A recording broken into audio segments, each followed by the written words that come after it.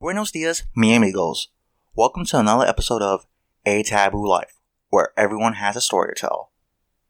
I'm your host, Drew Franks, or Frank for short, and I want to thank you guys again for listening. Come check out our website, ataboolife.com, where there's other episodes on there, articles, short stories, some poems, because I am that sappy, and a couple of books I ran and put on the website. All of it's free on there. Come check it out, ataboolife.com. Today's story, or today's interview, is a very special one and a very delicate one. Sarah, which I'm really grateful for her coming on the show, is a really wonderful woman. She's a mother, a wife,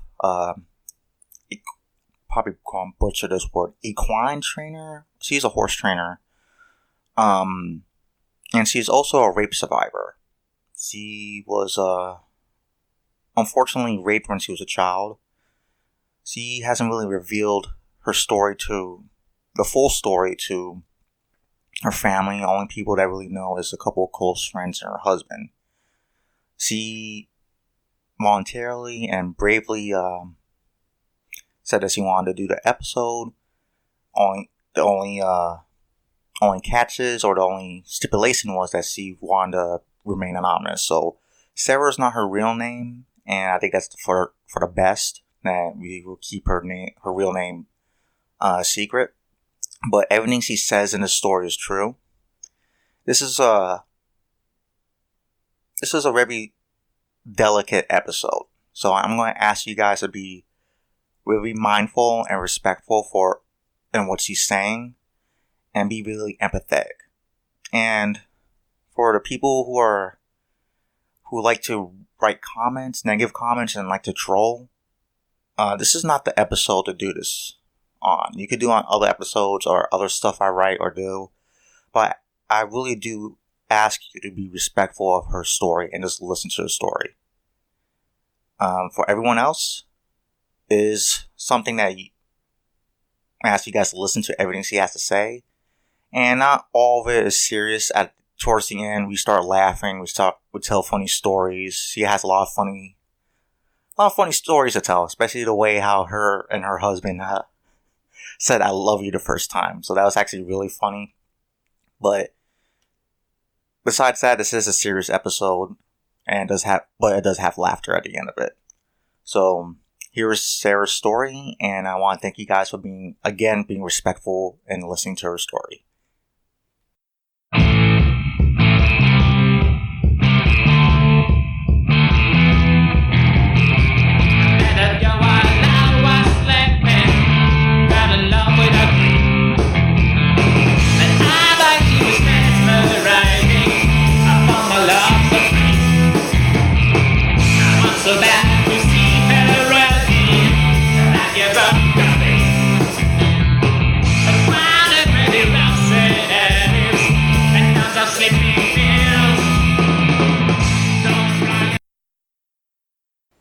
Okay, we're live.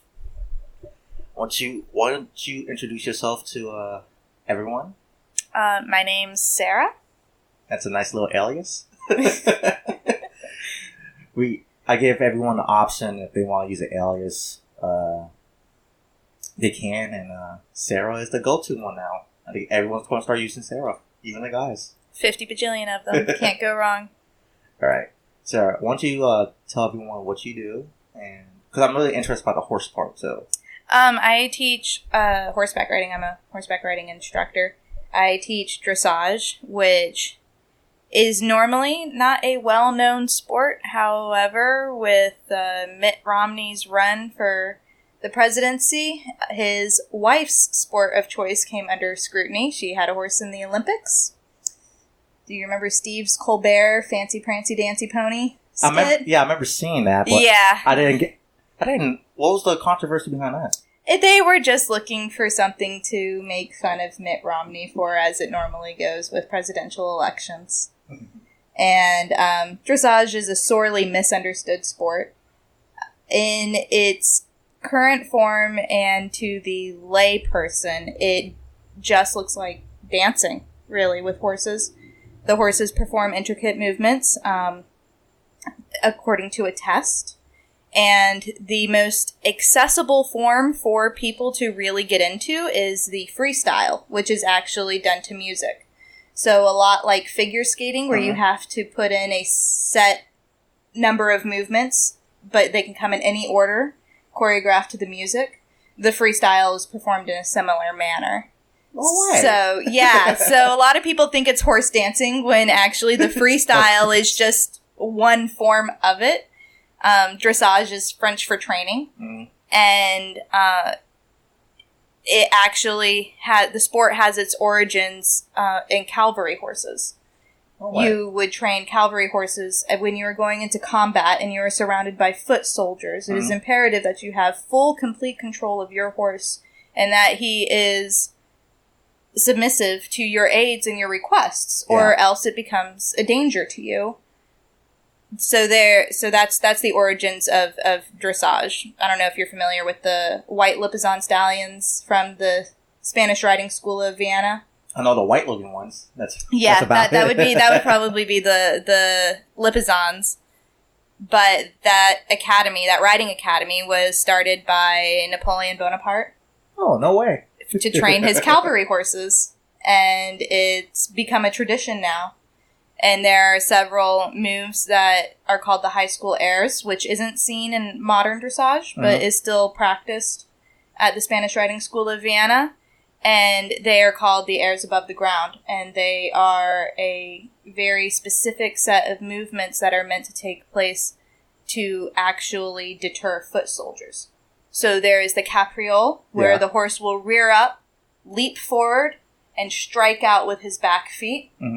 That's meant to, if they're surrounded by foot soldiers, to kind of get out of the situation. Way. Yeah, there's also the levade, which is a rear, which is, of course, to intimidate. And there's another one, and I can't really remember their names because it's been a while, where the horse rears up and actually actively steps forward while striking out with his front hooves. It's also meant to intimidate. So it's a pretty cool sport, but it's a lot like golf. If you don't know what you're watching, it's extremely boring. So I didn't know there was basically dances with horses. Except it's not dancing with horses. It's training. It's the highest form of training. The highest form. Well, that comes in what you said, like they were used in the military, so that kind of makes sense. Like, especially when the gunshots are going off, you don't want your horse freaking out. Nope. No, yeah, you don't want your horse spooking. That would be bad. Like every time I watch a war movie with a horse in it, I'm like, man, those poor horses. They were pretty bamf. There was they were also trained with the advent of guns to actually lay down so their riders could use them as barriers. Oh my god. Which is so heartbreaking as a horse person. It's like the ultimate sacrifice. And a lot of these soldiers, you have to keep in mind, yes, the really wealthy ones would have their own, stable, essentially, of horses. Yeah. But they always had their favorite. Like, Robert E. Lee's horse is still known to us as Traveler, and he loved that horse. And there are a lot of horses like that have formed close bonds with their owners. So even the soldiers would be, of course, very upset to lose their mount in battle. Not only have they lost their mount, but they've lost their companion. Oh, man. Like your dog. Think about it as your dog. Not every horse is the same. Even though they all know the same commands, they don't behave the same. Yeah, I thought they had their own personalities like dogs do, too. Yeah, they do. They definitely do. Yeah, I know they're used for therapy, too. What's it called? Equestrian therapy or something like that? Yep. Yeah, they're great, especially for anyone who has lost mobility, like the ability to walk. The movement of the horse, the effect that it has upon the rider at the walk, is the exact, the inner ear moves the exact same way as it would if you were doing it yourself. So for these people who have lost the ability to walk, they're actually able to still have that sensation. The brain is able to get the same stimulation if they're sitting on top of the horse and walking. No way. That's so freaking interesting. Wow. All right. Yeah, they're pretty cool. We're going to get into the serious part now. And I'm just going to let you take it away while we're here talking. Okay. I guess the beginning, and this is where horses become the beginning. They have been... I found horses when I was 8 years old. Mm-hmm. I had I don't know if I would call her a friend, but my mom had me go to her house to wait for her because she couldn't pick me up. You know, just a typical thing. You know, you ask another mom to take your kid home because you can't pick them up at the right time. And she had horses. And that was the first time I had ever really been around horses. I just absolutely fell in love. I don't know what it was about them. I don't even really remember. You know, there was never a clear defining moment in my brain where I'm like, this is it. This is what I'm here for. But it changed the whole course of my life. And this girl, she would beat me up every weekend, but I didn't care. She had horses, I would go. Eventually, though, I did hit her back. Yeah. And then she realized, oh crap, this girl is actually stronger than me. And so that ended that. Yeah. And I still needed that connection. Where I grew up and went to church on Sundays, there was a pasture behind the church that had some horses in the field. Mm-hmm. And I asked my mom if she could find out for me who owns these horses, because there was one that would never come up to me, and I eventually made friends with her. And she figured out what time church let out. Yeah. And she would always be waiting for me at the spot that I would always try to get her attention from. And one day she wasn't there anymore. So I asked my mom if she could find out whose horses that those belonged to. And she got the information. The horses ended up, the land was being leased to somebody, and I got the information for the person who actually owned the horses. Found out that horse was a broodmare. She had been sold, moved on. What's a broodmare? A broodmare is a horse used for breeding. Okay.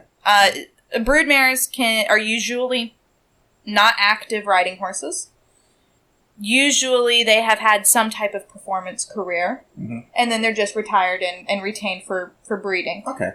Sometimes when a broodmare is retired from breeding, they will go back to being a ridden horse, but if you put in your job description broodmare, that's just what you're doing. Yeah, it's the end of it, basically. Yeah, that's what you are at that moment. And so she was a broodmare, and she had been sold. And I asked the guy, if there was any type of work that he needed done or anything like that, at his barn. And I guess so that way people aren't sitting here waiting like, what the hell is this episode about? I was 9 at the time, and take your time. 4 years later, he raped me. Okay. So yeah, so I don't really know, like, where you want me to go with that. I am fairly open. There's a reason I had a very large glass of red wine, and that was to kind of loosen the lips and get the talking going. So I'm fairly open. Well, like, this episode goes as long as it needs to go. Mm-hmm. And don't worry about... Because in the description, I'm going to write, like, a nice title about it, but it's going to tell people what the episode's about. So start from the beginning, and we'll work our way forward. Okay. I grew up on, quote, the wrong side of the tracks. Mm-hmm. I grew up below the poverty line. My family always, like most loving parents, I would imagine, always try to get the kids, the best that they can afford and that type of thing. So, but of course I chose the rich man's sport to fall in love with. Even now, I consider this my station in life right now quite a long ways from how I grew up. Mm-hmm. Owning horses is still not quite in the realm of feasibility for me. So they couldn't actually afford horses. We couldn't even afford lessons. We couldn't afford... I never owned any horse toys growing up. Mm-hmm. My friends, they'd have the Breyer horses or the Grand Champions, or... I still have my meager 3-horse stable that I did manage to collect over time from garage sales and stuff like that. I still have those horses. Those were, but we couldn't afford a lot. You know, when my mom would tell me we only have $10 in the bank account, she literally meant we only have $10 in the bank account. And it was not uncommon for me growing up for the power to go out for a day or two. Yeah. Because we were behind on our power bill. You know, so I really did not grow up in the optimum environment for somebody being in love with horses. Mm-hmm. It was totally not the right place for me. But so I had to work for it. And I happened upon this title reading one of the books I checked out from the library of working student. And I'm like, working student? I could totally do that. Horses are a lot of work. No one likes to shovel shit. I still don't like to shovel horse shit. It's not something that's a pleasurable occupation. And horses produce a lot of it. They don't. Ooh. Yeah, so I'm like, surely someone will let me shovel their horse's shit to be around them. And maybe they will even teach me how to ride.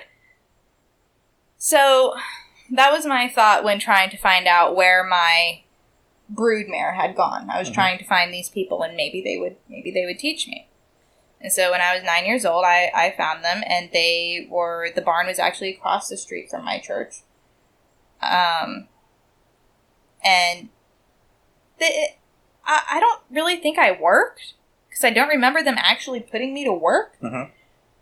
And they kind of just let me have a lot of unsupervised time with horses, which is not always a good idea. Because kids are fairly stupid. Yeah. And we think we're invincible. And I didn't have a helmet. Ooh. And so there was this one horse named Sassy, and she was a cutting horse. Cutting is a sport. Well, it's not just a sport. Cutting is a working cow horse job. You know, you see them on cattle ranches. When you need a cow cut from the herd, you take the cutter in, so the rider and the horse, and they move towards the herd and pressure the herd, similar to how, you know, you've seen a sheepdog move sheep. They pressure the flock until it moves in the direction that it needs them to go. Yeah. And the horse and rider pressure the herd until the correct cow or calf breaks from the herd. And then the cutter's job is to keep them from the herd or drive them towards wherever you need them to actually be moved to. So, of course, you know, this is a sport now as well. Mm-hmm. Super cool. You should YouTube it. I think I may have seen that like on a Saturday morning. Yeah, those NBC thing. I mean, those horses drop down, and you know, there's a saying that they're either born with cow sense or they're not. Okay. And these horses are just bred to have the will to dominate that cow. That cow is not gonna win. It's funny, you can even watch foals bred from cutting horse bloodlines. They'll put a calf in the arena, or even sometimes a full-grown bull, and you know, you'll see a foal or a weanling or a yearling just drive this cow just out of instinct. They don't know where they're pushing it to, but they can, so they're going to. So that's what she was. But the saddles that they use on these horses are quite large, quite heavy. Yeah. They have thick wooden trees in them. The trees is the spine of the saddle. Mm-hmm. And they're quite heavy. And as a 9-year-old, I just simply couldn't lift it. Yeah. And nobody had taught me how to use it anyways. There was no working and there was no student as my working student title at this point. And I also didn't know how to bridle a horse. Yeah. But I figure a halter should be just as good. Mm-hmm.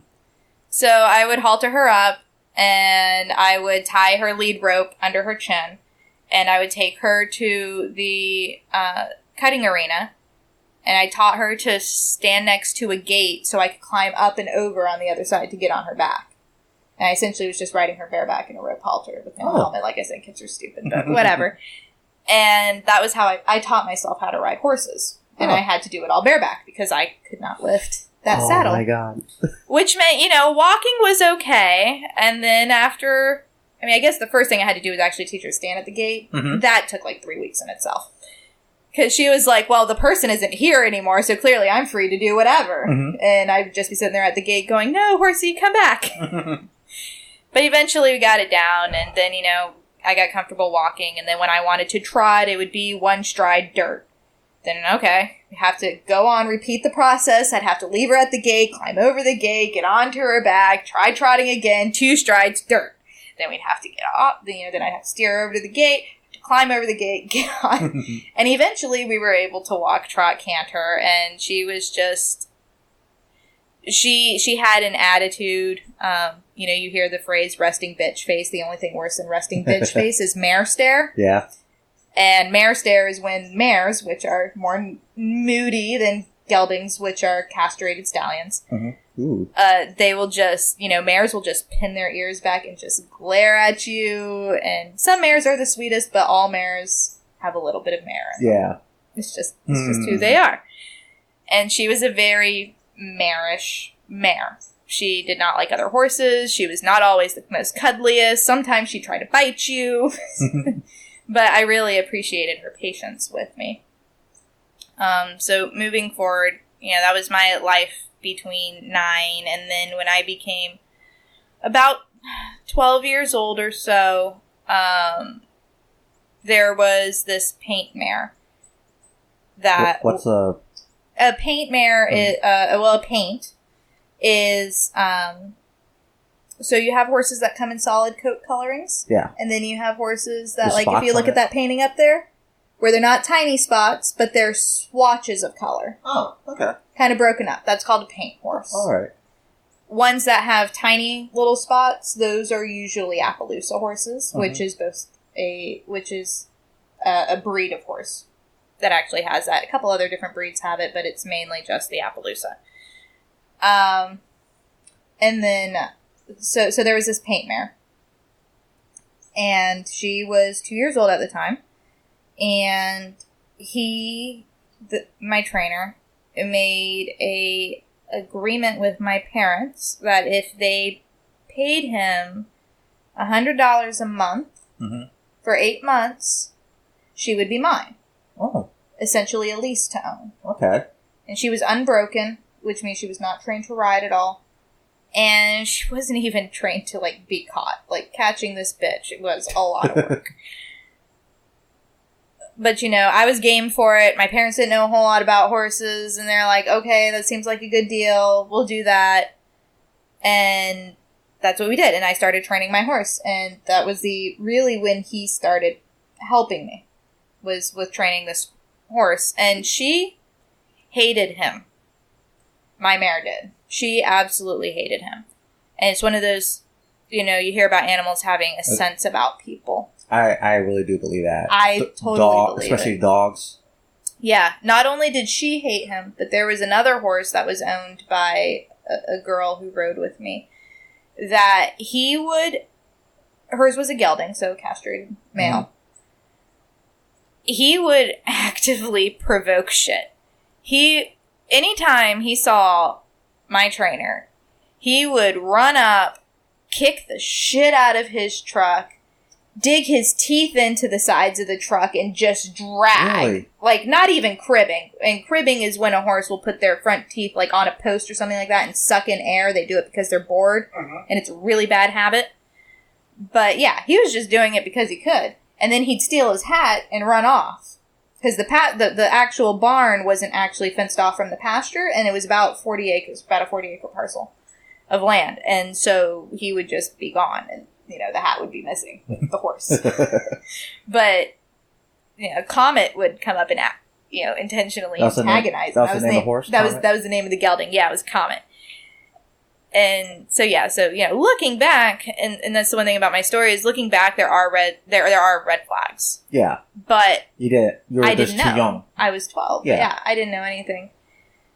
So, when I was 12, we were training my horse, and she would just go ballistic anytime he was in the ring with her and all that, and but I don't think he really cared. He was getting money anyways. Growing up and maturing now later, I realized he was a horse flipper. And a horse flipper or a horse trader is generally not a good variety of person in the industry. They typically take horses for cheap and then sell them back at auction just looking to make a buck. They don't really care about them. Oh, okay. So, so that explains why the broodmare was only there for a few months and then gone. Mm-hmm. She was never really supposed to be there permanently. Anyways, Yeah. She was not a pet. She was a means to money. Mm-hmm. So, I don't think he really cared one way or the other because he was more money driven. So, who cares if I can't ride my horse?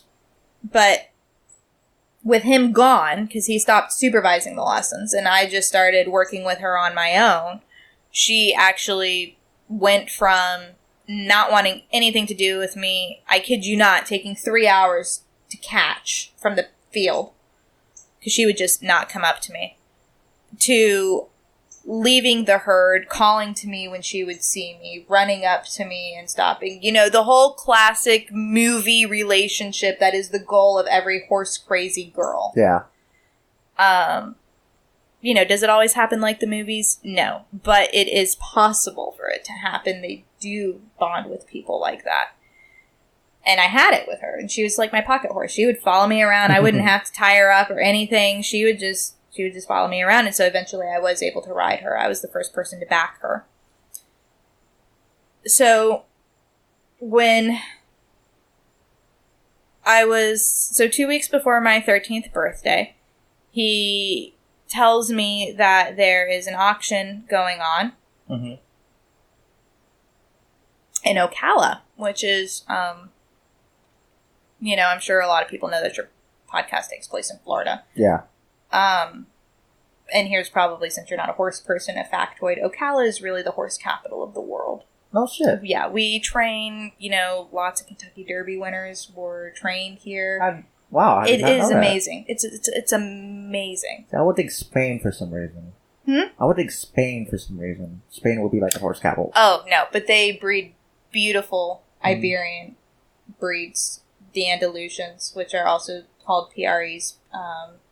They're just spectacular horses. I love the Baroque breeds, but that's for a whole nother discussion. But yeah, Ocala is just, it's really the horse capital of the world. There's lots of great breeding farms out there, great training facilities. Like I said, lots of Kentucky Derby winners have come out of Ocala. And it's just really this treasure that I think most Floridians aren't even aware that we have. I had no idea about that. Yeah, Ocala is fantastic. You should Google it, research it, take a drive down there, appreciate the beautiful horse farms there. And they do a lot of horse auctions, of course. Yeah. Because it's a horse place. Mm-hmm. And so he asked if I wanted to go to this auction in Ocala. And I said, yeah, that's, and that was kind of a normal thing. I'd been going with him to auctions since I was about, I'd say 10 or 11. I had gone to auctions with him before down in Ocala. Usually we'd meet up with, I would ride down with a group of my friends, or we'd meet up there, or whatever. We'd always go there and back. It's no big deal. And he said that it would be the same type of thing. And he had a couple horses that he wanted to sell, and that he wanted to buy me a saddle for my birthday. Okay. And because also at these horse auctions, there will be, vendors for horse tack and supplies and just lots of different things. So that's what we had agreed to do. He talked it over with my parents, all that stuff. And, it was good. We were good to go. And, so I remember the morning very vividly because I just thought it was a beautiful sight. It was kind of like, horse crazy girl dreams. The fog, because it's Florida, so it's steamy. What time of year was this? Around end of April-ish. Okay, so it's still cool. Yeah, so it's still kind of cool in the mornings, really cool in the mornings. So, and I just remember seeing, his huge dually truck with this large 4-horse slant trailer with living quarters being towed behind it, and we were leaving at like 5 in the morning. Things start early in the horse world. Yeah. And just seeing the fog and all that stuff, and I just remember thinking, I really want that truck and rig when I grow up one day. That is really what I want. And how excited I was to be going. Because horse auctions are always exciting. One, I was going to get my very own saddle, which is very exciting. And 2, you just never know what you're going to find. You never know what you're going to see. I had no idea what kind of horses he was going to buy because he was planning on picking them up. We were talking about me starting to show in driving, with, literally hooking up a horse to a buggy and driving. And so I was really excited about that. And he had actually just talked to my parents about it the day before. And that was not at all how the day went down. Okay. So we go to the auction, so we get to Ocala in the morning, and we were supposed to be meeting, I can't even remember their names at all. But that's okay, it's probably better with an alias. And we were supposed to be meeting my friends, and it was 3 girls and their mom. Uh-huh. We were supposed to be meeting them there. He tells me that he's heard from the mom and one of the girls is sick and they're not going to be able to meet us there. So the plan was that he actually had a hotel room because the auction was going to last multiple days. Yeah. So what his plan was, or I don't know if that was his plan, but what we were told the plan was he was going to sell these horses at auction, and then whatever he buys, he was just going to hold there for pickup on the last day, and I was supposed to come home with those girls. So that night, basically, or that day. Yeah, it's just a one-day thing for me. I wasn't staying over or anything like that. And that was the plan. But then he said, no big deal. It's inconvenient, whatever, but I'll drive you back. It's not a problem. So, okay, whatever. Things happen, plans change. We don't want sick kids anyways. So then, like I said, it was in the morning. So we got there probably about, I don't know, I'd say 9 a.m. or so. I don't know. And we go to the auction and we're just looking around because the auction hasn't started yet, but they give you like a pamphlet that has descriptions of all of the animals that are being sold. Mm-hmm. Not every auction does this. It depends on the level of auction that you're going to. Some people or some animals, they just run straight through. There's not really a whole lot of description given because they're not a high valued animal. Yeah. But then the ones that are more expensive or have papers, you'll have, a little bit of description on their pedigree and that type of thing. So that way you get an idea of, hey, I think I really want to save my money for this one and just totally skip over these other ones, or if you're only looking to pick up one animal or if you have a set budget, you're going to be like, this is the one. This is the one that I really want to go hard for. So they will let potential buyers walk through the stockyard and all that stuff and look at the animals. So that way you can mark it off in your pamphlet what you want to look at, so you're aware when you're actually bidding. So we did that, and then he claimed he showed me my mare's dad, because she was only 2 at the time, so, there's a chance he knew where that horse head came from. And then I remember he said he forgot papers for a buddy or something like that. That was what he told me back at his hotel room. Yeah. And so he said, we got to go back to the hotel room. I said, okay. And he's like, and then we'll go get lunch or whatever, and then it'll be time for the auction to start. Sounds like a plan. So so we go up there, and it's, it's on the 2nd floor. It's about halfway. The room was 224, so 2nd floor, about halfway through the rooms, The hotel was kind of L-shaped, and on the short side is the reception area that's kind of closed off. It was an all-exterior hotel, so like the reception area was closed off in kind of like its own building, and then you had all the doors were just directly out to the sidewalk. Like, it wasn't like a hotel that you walk through and then use the elevator and all that stuff. No. And so this room was on the 2nd floor, and it was about halfway in the long, if you're imagining it as an L shape, on the long side of the L. And we had gone upstairs, and I remember turning on the TV, and Sliders was playing on Sci-Fi Channel. Yeah, I remember the show. Yeah. And, he got the stuff. I don't know. He shuffled some papers around. Who knows if it was actually anything. And then he sat down on the bed and I was sitting on the bed that was closest to the bathroom, which if you think about your standard hotel room setup, that's the one that's the furthest one from the door. Okay, because you have the bathrooms in the back. Usually you have your, the vanity and the bathroom. If you think about your standard hotel setup. Well, most hotels I went to, I had the bathroom closest to the door. Yeah, no, this one was one where the bathroom was on the... So you had... Okay, never mind. I'm thinking of motels got the ones there. Right, so you have door, bed. Yeah, those are motels. Vanity, bathroom, closet. And so I was sitting on that second bed that was closest to the bathroom because I was the one that was across from the TV. Mm-hmm. Makes sense. And his papers were on the table or whatever, which is, of course, next to the door and the window and the AC unit and all that stuff up at the front of the room. And so if he's looking at that, I don't really want to be in the way anyways. I've always been very introverted, out of the way type of person. So me kind of retreating to the furthest area of the room is just kind of my MO. And he lay down on the bed, and then he stood up and walked over and laid down on the bed that I was sitting on.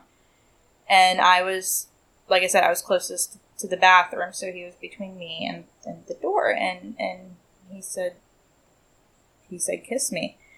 And I said, what? And he said, kiss me. And I really didn't know what to do. And I was, this was in 2003, so CSI was really in full swing then. Yeah. It was in its first couple seasons. And I'd watched CSI and all this stuff. I was really into that, Law and Order, great shows. Yeah. I still watch them. I love them. Love them. I'm your stereotypical housewife. I'm an ID junkie. Wait, if I can ask, how old are you? 28. Okay, so we're the same age. I'm 30, so. Yeah. So we're in the same bracket. Yeah, same bracket. And,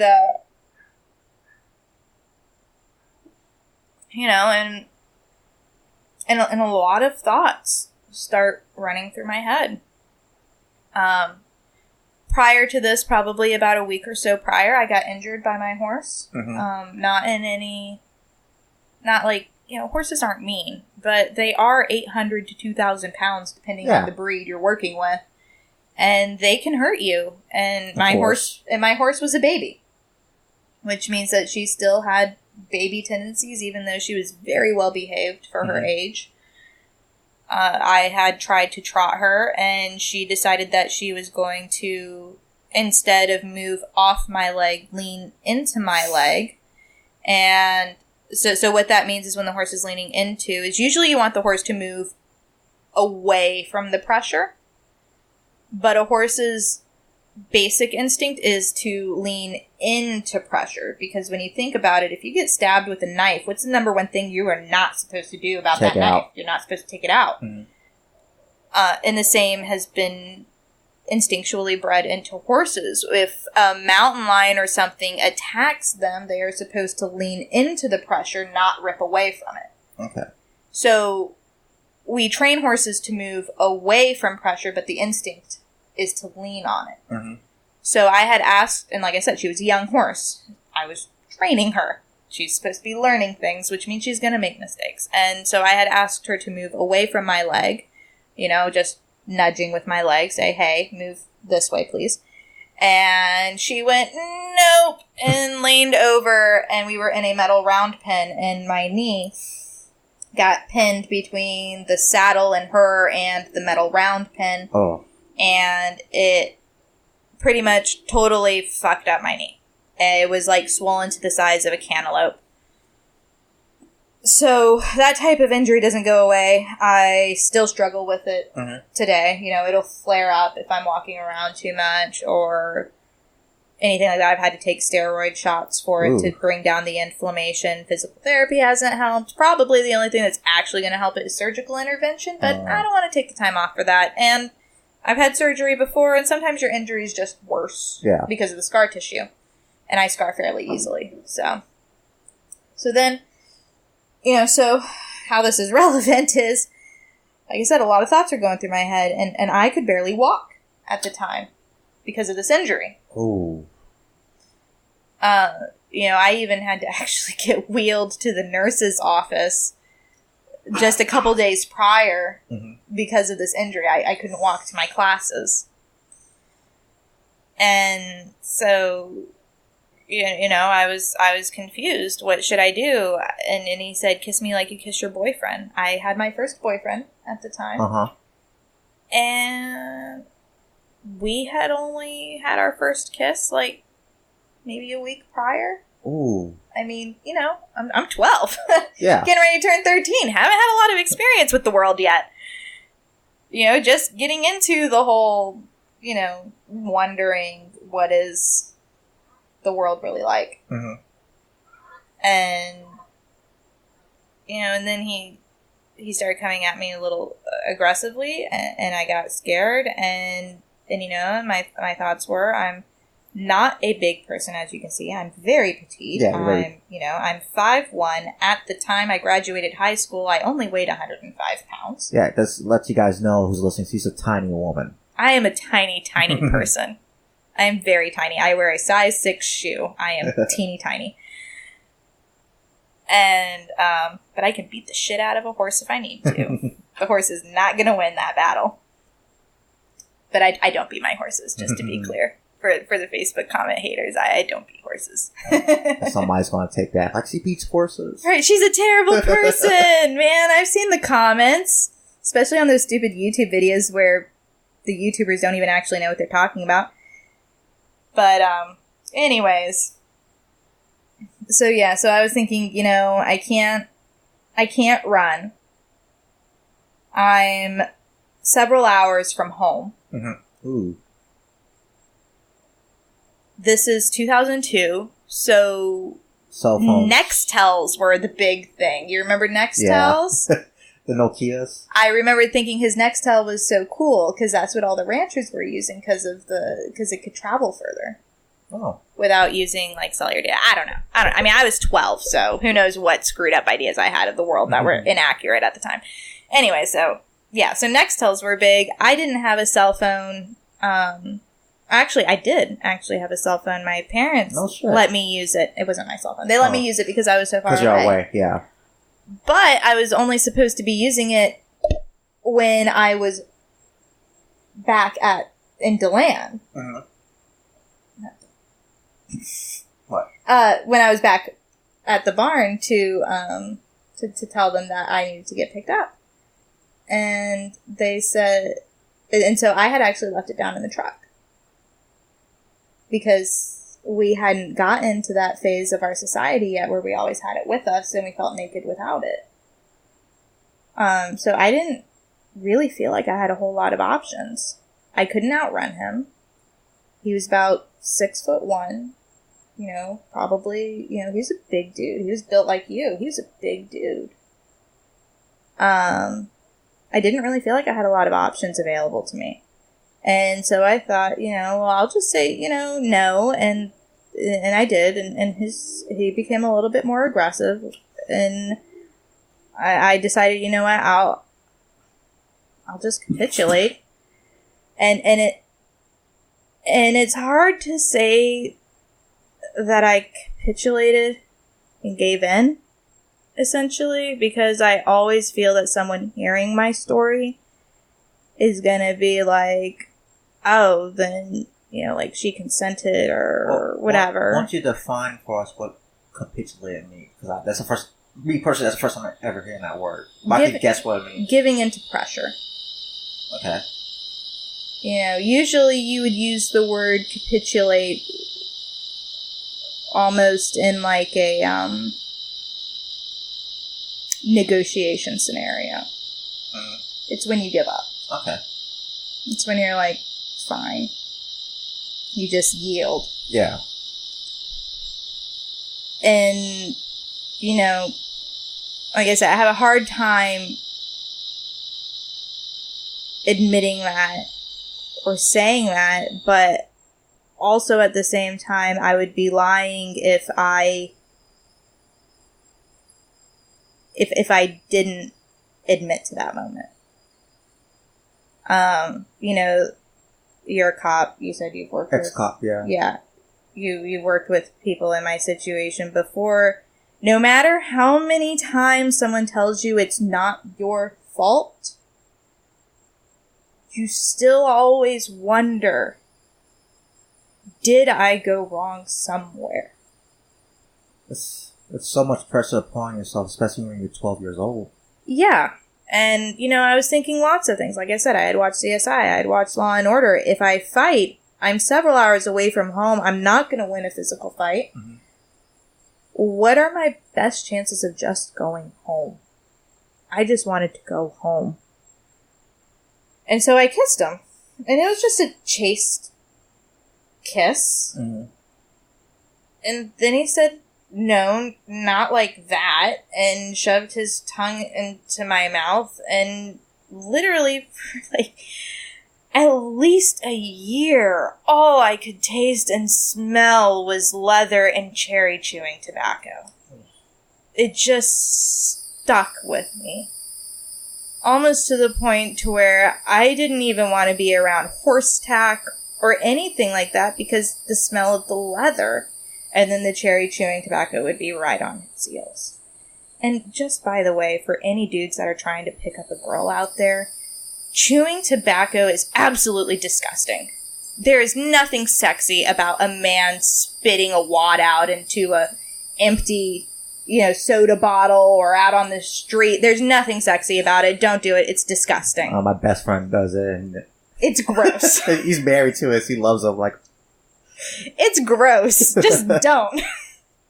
I hate it. I hated it before then. I hate it now. Nothing's ever changed. It's disgusting. And then you'll end up getting cancer and you'll rot out your jaw. I mean, you've seen those PSA commercials. Yeah, the teeth and... It's disgusting. Don't do it. Don't do tobacco, Florida. That's it.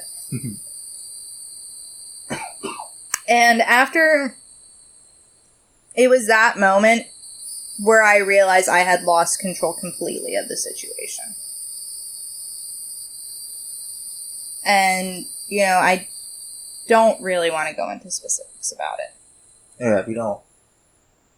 Just for this, we don't have to go into specifics, but just for the sake of it, he forced himself to have sex with you, correct? Yes. Okay, and just for clarity of the story. Yeah, just for clarity. And we'll just leave it like that. Yeah. We don't have to talk about that moment anymore, but what happened afterwards? Afterwards, I was really shocked to hear him say, "What do you want to do now?" Really? Yeah. Like, it was, like, nonchalant? Yeah. It's like, this didn't just happen. Mm-hmm. And I said, I want to go home. And he said, like, back to your house? Or back to the barn? And, like I said, pretty much this whole point, I had, from the moment he asked, I shouldn't say asked, he didn't ask, told me to kiss him, I was just in survival mode. And like I said, those CSI episodes were just playing in my head. And I was just sitting here thinking, how am I going to get home? Well, I have the cell phone in the truck. So what I should do is I should tell him I want to go to the barn. Mm-hmm. Because he would usually leave shortly after. Okay. And I was hoping that that would be the same thing. And then I would be able to call someone to get me from the barn and get me home. Because if I tell him, I just want to go straight back to my house, he might not take me back to the fucking house. Wow. Because, you know, then he's probably going to think, shit, she's spooked enough, she's going to tell somebody. Because I don't remember this exact moment. Like, I remember him asking me, but I don't remember where I was. I don't remember if this happened in the hotel room or when we got into the truck. He said, "You're not going to tell anybody about this, right? This is just going to be, like, a thing." Almost scumbag. Yeah, he was 65 years old, too. Oh. It was disgusting. It's like, That's even... seriously, I could have, like, at least a 40-year-old? Yeah, no, he was old enough to be my grandfather. And, and, you know, I guess I'll finish telling the story, and then I'll go back to some of the things of how, of all the red flags that I can see looking back. And I remember as we were leaving room 224, we were walking to the left, because there was a stairwell at the end of the hall that was the furthest away from the reception area. Mm-hmm. And he had his hand on the small of my back.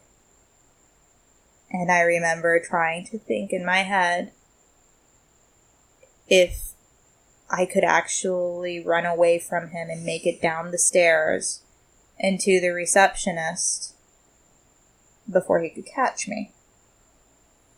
Which, any other time, I probably possibly could have, but I had that injury. And also, I'm not a graceful person anyways. I am insanely clumsy. It's really rather to the point of ridiculousness. It is a common occurrence for me to hit my head on the car door. It's kind of like a bad combination to be a horse trainer. Yeah, it is. But at the same time, it's really good when I'm an instructor because I was not naturally talented with horses at all. Mm-hmm. Everything came with blood, sweat, tears, and dedication, which means when I see a student struggling who does not have natural talent for the sport, I know exactly what they need and what they need to hear because I was that person. Horses were not natural to me. Not from a financial standpoint, not from a physical standpoint. Totally not natural. So yeah, but I couldn't, you know, there were stairs. Stairs have always been a challenge to me. You know, you see those football movies and football players running up and down the stairs of the stadiums, yeah. You know, like Rocky doing his shit, running up and down the stairs. I can't do that. I'd fall on my face like every 2 steps. And so, you know, I'm like, I'm not gonna make it. I'm not gonna make it. My best bet is just playing like everything's okay.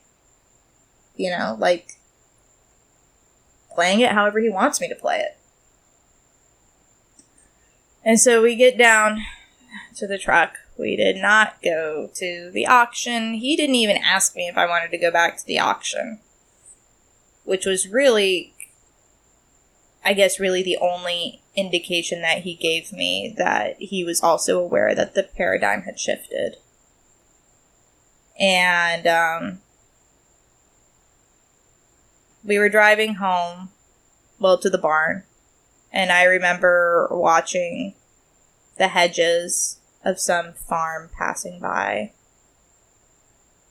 just thinking of, you know, I don't think I used curse words then, mm-hmm. But whatever my 12-year-old equivalent was shit.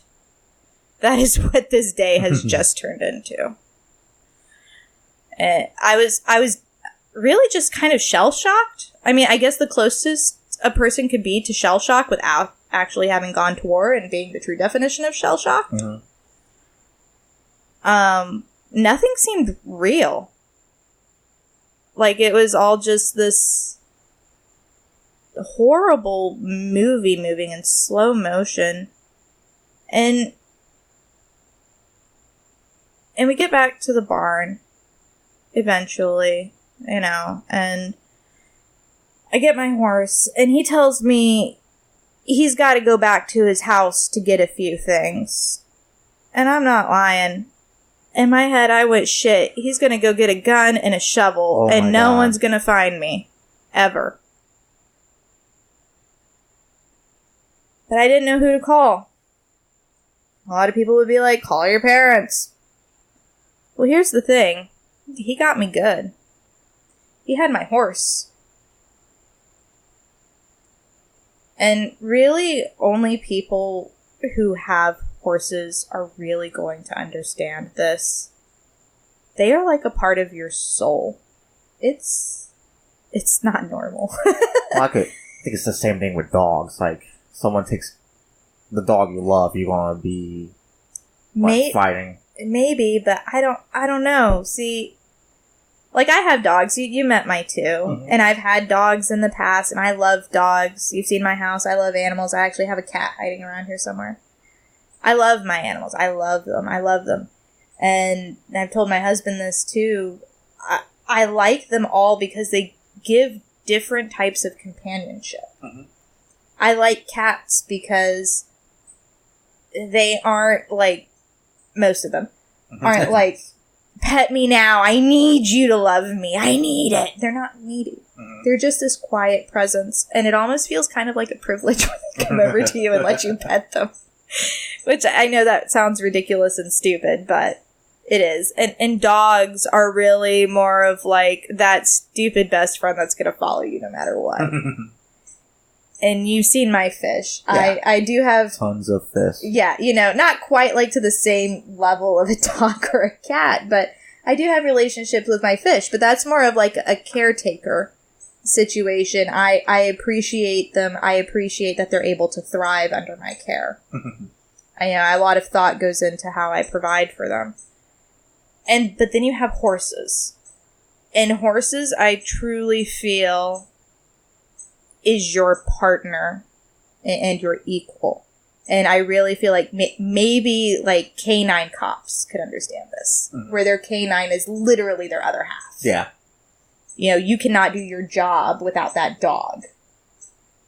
And that dog has to be so in tune to you and just working with you all the time. And it's a willing partnership. I really feel like that's probably the only other relationship that I could think of where you could develop that type of thing is with a truly working other animal. Or like a shepherd and his dog. I know it sounds weird, but I really do believe that the working relationship is somehow more sincere and stronger than the pet owner relationship. And so I really felt like she was another part of me, another piece of me. There's only really been one other horse that I felt that way over. Like I said, they all have different personalities. They all do the same things, well, relatively same things. Same commands. But they all have their own personality and their willingness to work with you and their level of trust with you. And I know this is going to sound terrible. I would probably let my dog sacrifice themselves for me. Every single dog I've owned. I would be much more hesitant to let my horse do it. And I don't know why that is. Maybe I'm just really value horses more than dogs. Even though I love my dogs, I spend a lot of money on my dogs, much more than probably the average pet owner does or should. But yeah, it's how I feel about them. And she was my other half. And he had her. And I couldn't move her. I was born on the other side of the tracks. Couldn't afford it. Oh my God. I didn't even own her outright. And I'm sorry for the tirade, for the little tangents. No, but they're nice because they take the pressure off of the living in the moment for me. That's why I'm letting you talk, because I know this is this is a really delicate subject. So that's why if you go on a tirade, that's sorry, getting tongue tied. Tangent. If you go on a tangent, that's fine. But this is very difficult to talk about. Yeah, so they kind of like help me, like kind of the joke in my house is my fish. The number of fish that I have is actually a physical manifestation of my self-medication for anxiety. Makes sense. Because I constantly have to think about the projects, what they need. They're very high maintenance. Mm-hmm. I'm just constantly going at it. So if I feel myself spiraling out of control, it's like, what project can I do today?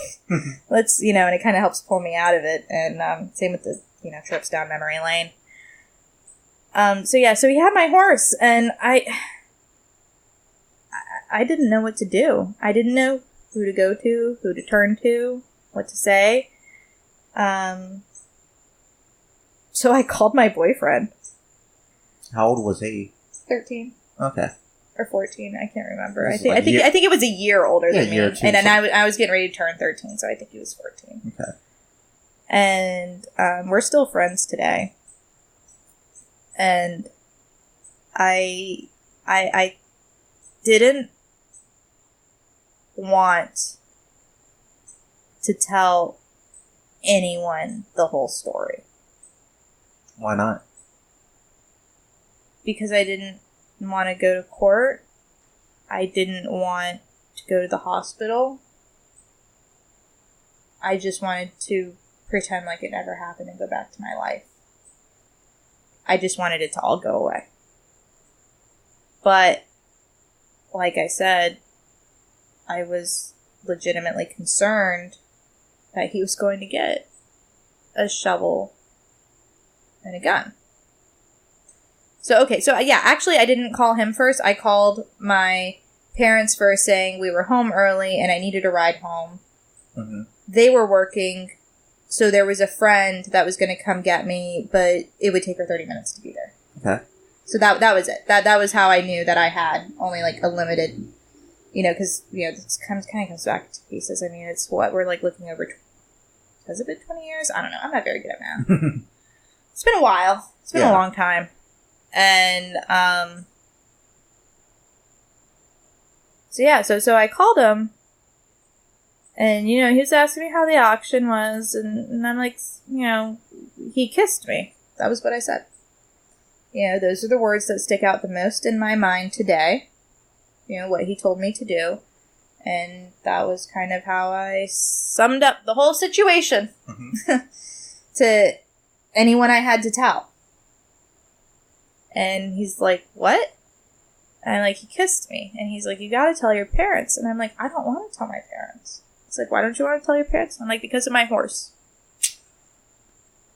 Because they'll take me away. And I don't blame them for that, but, I don't know what I'm going to do about my horse. Mm-hmm. Well, his mom had a horse, and they actually kept it at his house. And so he said, well, your horse can just come here. I'm like, well, I don't know if your mom's going to be up for that. Your mom doesn't even like me. Probably how I'll feel about my son's first girlfriend, I'd imagine. Yeah. And, he's like, no, don't worry about it. We'll figure it out.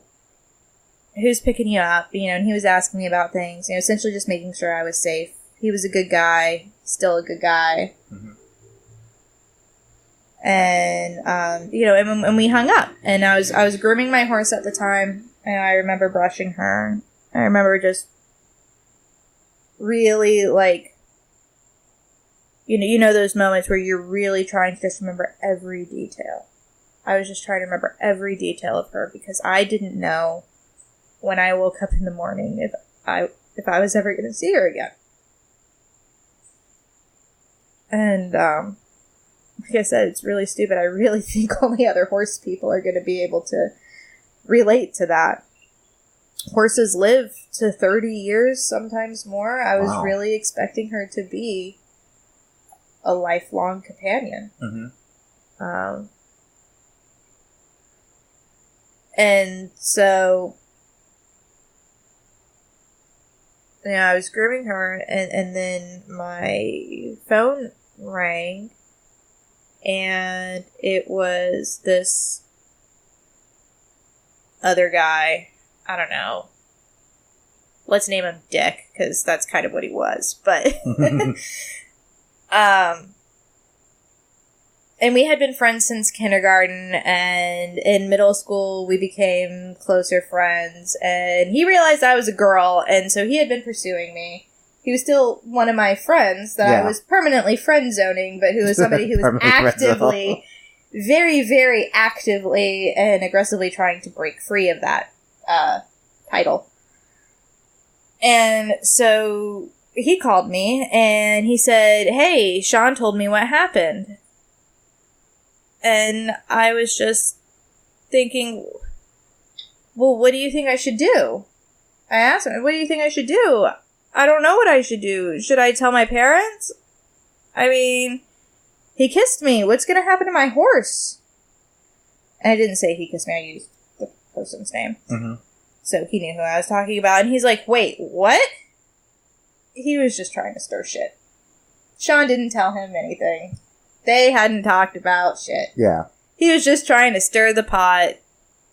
And, like I said, middle school boys. Middle school's just a shitty time in everybody's life. Oh, at that time, we were all idiots. Yeah.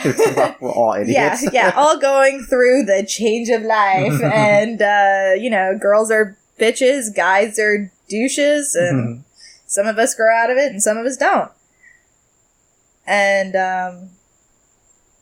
so yeah, that was actually how he found out about that one, and he's like, you have to tell somebody, and I'm like, really don't want to, and you know what? Sean and I are figuring it out, so GTFO. That's not really what I said, because that wasn't a thing then, but pretty much the same message. Well, you could say fuck on one. Yeah. If you want to say it. Oh, it's fine. And so we hang up, and my mom's friend comes and gets me, and we go home, and she's asking me, how's everything? And I'm like... This is still this day of, right? Day of. Mm-hmm. And I'm like, it was fine. It was great. Did you see lots of horses? Yep. Did you buy anything? Nope. Didn't see anything we wanted. And we get home, and my dad, like I said, grew up on the wrong side of the tracks. So my dad worked multiple jobs. Okay. My mom was a stay-at-home mom at the time, not because we could afford it, but because she couldn't afford to put my two younger siblings in childcare at the time. Oh. I'm 10 and 12 years older than my siblings. So they were, my sister was just really born at the time. And we had gone home. I can't remember if my dad was home when I got home, but I do remember pretty much going straight to my room. And he was getting ready to go leave for his second job. My mom was with her friend to go to this concert at Universal Studios that they had been planning for years together, because every time they would try to go and see Chris Isaac, something would happen. Yeah. And they wouldn't be able to go. And at one point, Sean calls the landline, and I pick up, and he says, you have to tell your parents, or I will do it. And my mom said, your horse can come here. Oh, wow. Yeah, and I said, okay, we'll do it tomorrow. I guess I'll have to tell my parents. And so I went into my parents' room, and my dad was getting ready for work, and I said, hey, are we doing anything tomorrow? I don't know. I don't remember the actual conversation, so I'm assuming it went down. And, he probably asked why. And I do remember saying this. I said, Sean and I have something to tell you. Now, if you have a daughter who has her first boyfriend, and she comes up to you and says... the father's like, wait a minute, you little motherfucker. You're right. You little motherfuckers. And I'm like... So I know I said that. Yeah. He's like... Are you pregnant? Did he get you pregnant? You're only 12. I'm gonna kill him. And I'm like, no, that's not what happened. We've only kissed. You've kissed? It's like, seriously, you just thought I was pregnant. Let's all agree here that kissing's like the way lesser of the two evils. And I told him no, and that was just when I decided to tell him. I said, So you told the whole story, or just no, a kissing? Just a kiss. Mm-hmm. That's all my parents know. It's all a lot of whoever I had told at that time. That was it, is what I told the police. Because he called my mom, and exactly what I didn't want happened, and they came into my room and they called our local police department. They said since the crime happened over here, you have to get in contact with them, and so they forwarded the phone line over them, and I told them what happened, only the kiss. And they asked for the hotel, and I gave them the specifics of the hotel, and they called my parents back a short time later saying, yes, her story seems accurate. We are able to confirm he was there at this hotel and all that stuff. Would you like to press charges? And I am grateful to my parents. They said it's up to her. And they let me decide if I wanted to press charges. And I said no. Because, like I said, I just wanted my life to go back to normal. Mm-hmm. I didn't want anything to do with it. Is it possible for you to pause this? Yeah, we'll pause it for a moment. Thank you. Alright, guys. Take a quick pee break. You've been drinking a lot of wine. I've been drinking a lot of water. Alright, so we left off at that your parents gave you the choice. Right. And like I said, I wanted my life to go back to normal. And so I said no. And my parents are like, are you sure? And of course, everyone, them, my boyfriend, the police officer, they had all asked me, is that all he did? Mm-hmm. And I stuck to the story. I was committed to not taking it any further, especially once the police got involved. Because I knew if the story came back at that point, I probably, I don't know how the law works, but I'm assuming I probably wouldn't have had a choice. Mm-hmm. Or at the very least, my parents would not have given me one. I'm trying to remember specific. It's been on such a long time. Yeah. So. Well, I mean, I know, if my daughter came up and told me that she was raped, I would not give her the choice to press charges or to not press charges. Yeah. I would press charges. And I just wanted it all to go away. I wanted it to wake up in the morning and have my life be totally normal. Which, of course, isn't what happened. But, I was hoping. I figured it would at least be the better of the realities I was facing. And so I stuck to the story, and I said no. And my dad asked me if he wanted me to call in sick, or wanted him to call in sick to work. And I said no, because, we needed the money. Mm-hmm. My mom asked if she wanted me to cancel her concert plans and stay, and I said no, because I would be literally the fourth time they had canceled seeing this guy, and my mom loved Chris Isaac, and I wanted her to go. Mm-hmm. I wanted her to have a great time. I just wanted my life to be normal, just what it was. That was the plan when I had woken up this morning, that my dad would go to work, my mom would go to the concert, I would be at home alone with my, with my siblings. I'm pretty sure I was home alone with my siblings. I don't know, we might have had somebody else with us. I don't remember. Either way, they weren't significant enough for me to remember. Probably had a sitter, and I'm sure you can imagine I did not feel like socializing at that point. Yeah. And I just wanted my life to just go back to the way it was when I woke up that morning. And I remember crawling in bed that night and just crying. And crying and crying and crying, and it was just, I'm not much of a crier. I mean, I am now since having kids, because my hormones are all whacked.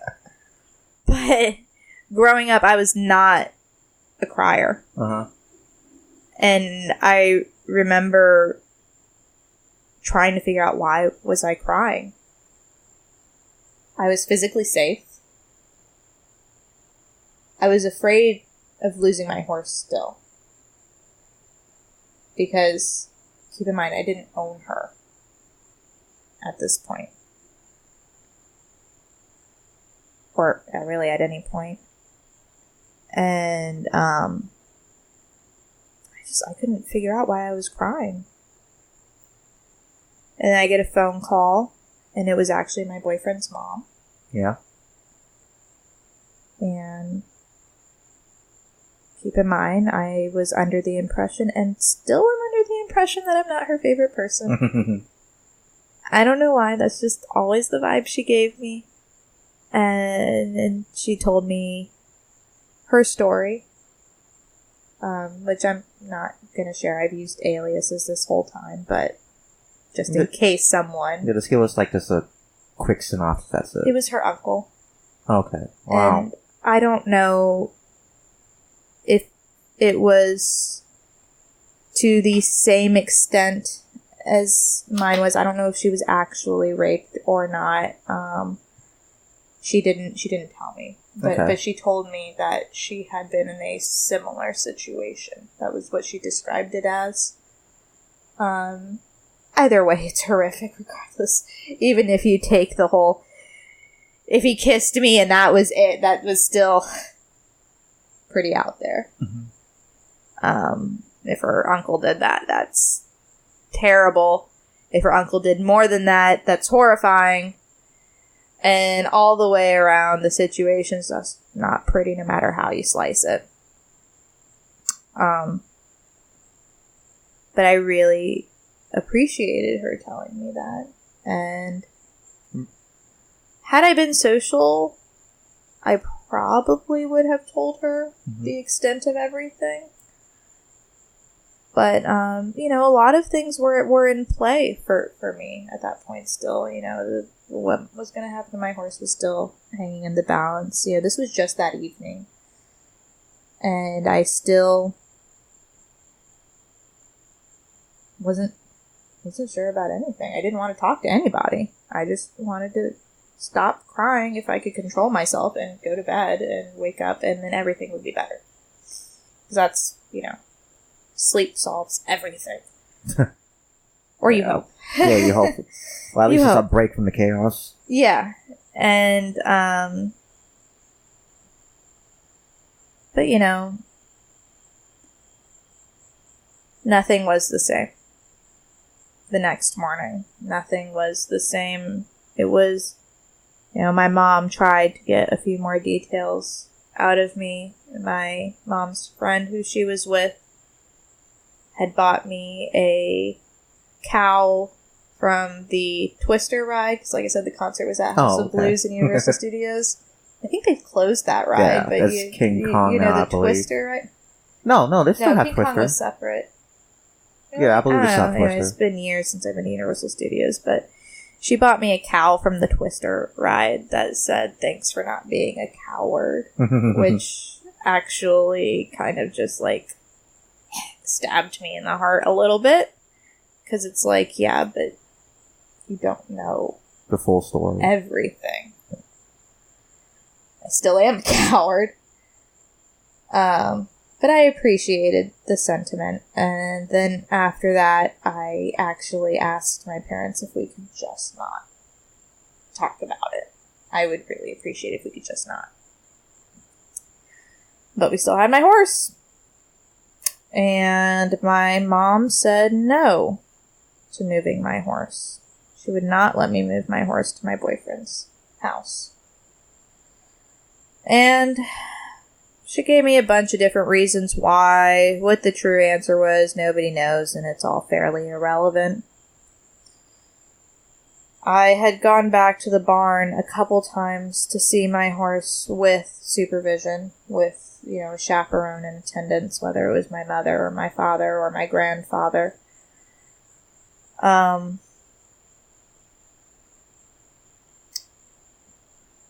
My friend's mom, the one who I was told was supposed to be meeting us, she asked why I was going to be leaving the barn. And I told her. And she was about, I don't know. I have no idea how old she was. She was shriveled. Lots of wrinkles. Not a very pretty lady. Missing a few teeth. Mm-hmm. Clearly had a hard life. And I told her. And she called me a lying slut. Oh, shit. And you see what I'm wearing right now. It is definitely nothing provocative. This is actually considered fairly provocative for me. She's in her basically a typical house clothes. Yeah, I got some yoga pants on. I got a loose fitting Stitch shirt, like Stitch, Lilo not Stitch. as a any brand, but yeah, Lilo and Stitch. And I've got Fox socks on. What does the fox say? Yeah, those are Christmas socks. Yeah, they're like Christmassy Fox socks. It is August in Florida. And we're sitting outside talking and wearing Christmas socks. I love them. I love cute, happy things. They make me happy. But yeah, growing up at that time, I would wear baggy jeans. Mm-hmm. Keep in mind, this was early 2000s. Form-fitting things and those super tight pants that you see the kids wearing nowadays was definitely not a thing. Oh, yeah, I remember Unless you were a super emo skater, Mm-hmm. Jamming out to Avril Lavigne. Avril Lavigne. And even then, by today's standards, those pants are fairly baggy. Yeah. I bought a pair of jeans from, I forgot where, was it Target? Yeah, I think it was Target or something, and they were my waist size, but then when I put them on, it's like, did I gain weight? What the hell's going on? Why is my thigh so tight? Right? And it says regular, and then it said like the thin cut. I'm like, what the hell is this shit? Right? Is this just my new skin now? I mean, yeah, and I wore, baggy jeans, and I wore t-shirts, like just t-shirts, not t-shirts like this, which is actually like cut for a woman, so it's a little like shapely, but no, I just wore t-shirts, Like just t-shirts, just regular t-shirts, yeah, cheap t-shirts, and that was me. I still have this Brazilian soccer jersey that my dad. So the guy that I've been referring to as my dad is actually my stepdad. Okay. My parents divorced when I was really, really young. Mm-hmm. I was pretty much raised by my stepdad. So my biological father worked at this point in Brazil a lot. And so he got me a Brazilian soccer jersey, and it was like 3 sizes too big. And I wore it to school. Didn't matter. Didn't care that it was 3 sizes too big. I loved that shirt. I still have it. I still wear it. Not in public, but got at least a little bit of fashion sense now. Not much, but a little bit. So yeah, so she called me a slut. And I was shocked because I thought she was my friend or someone I could trust. Wait a minute, was this the mother or the mother? Okay. This was the mother. And she's like, I've been with him for years and blah, blah, blah. And, like I said, this isn't how my 12-year-old brain thought it, but the 28-year-old me, this is how the violence of the thoughts that were going through my head was, bitch, please, so have I. Keep in mind, I had been with him since I was 9, riding for him, knowing his family, knew his daughter. 9. I was 2 weeks before my 13th birthday when this happened. So that's like, that's what, I'm terrible at math and put wine 5 in it. years. It's terrible. 5 years. 5 years. 5 years. She'd known him for 2. Mm-hmm. And it's like, bitch, please. I've known him for 5, and after 5 years he pulls this shit.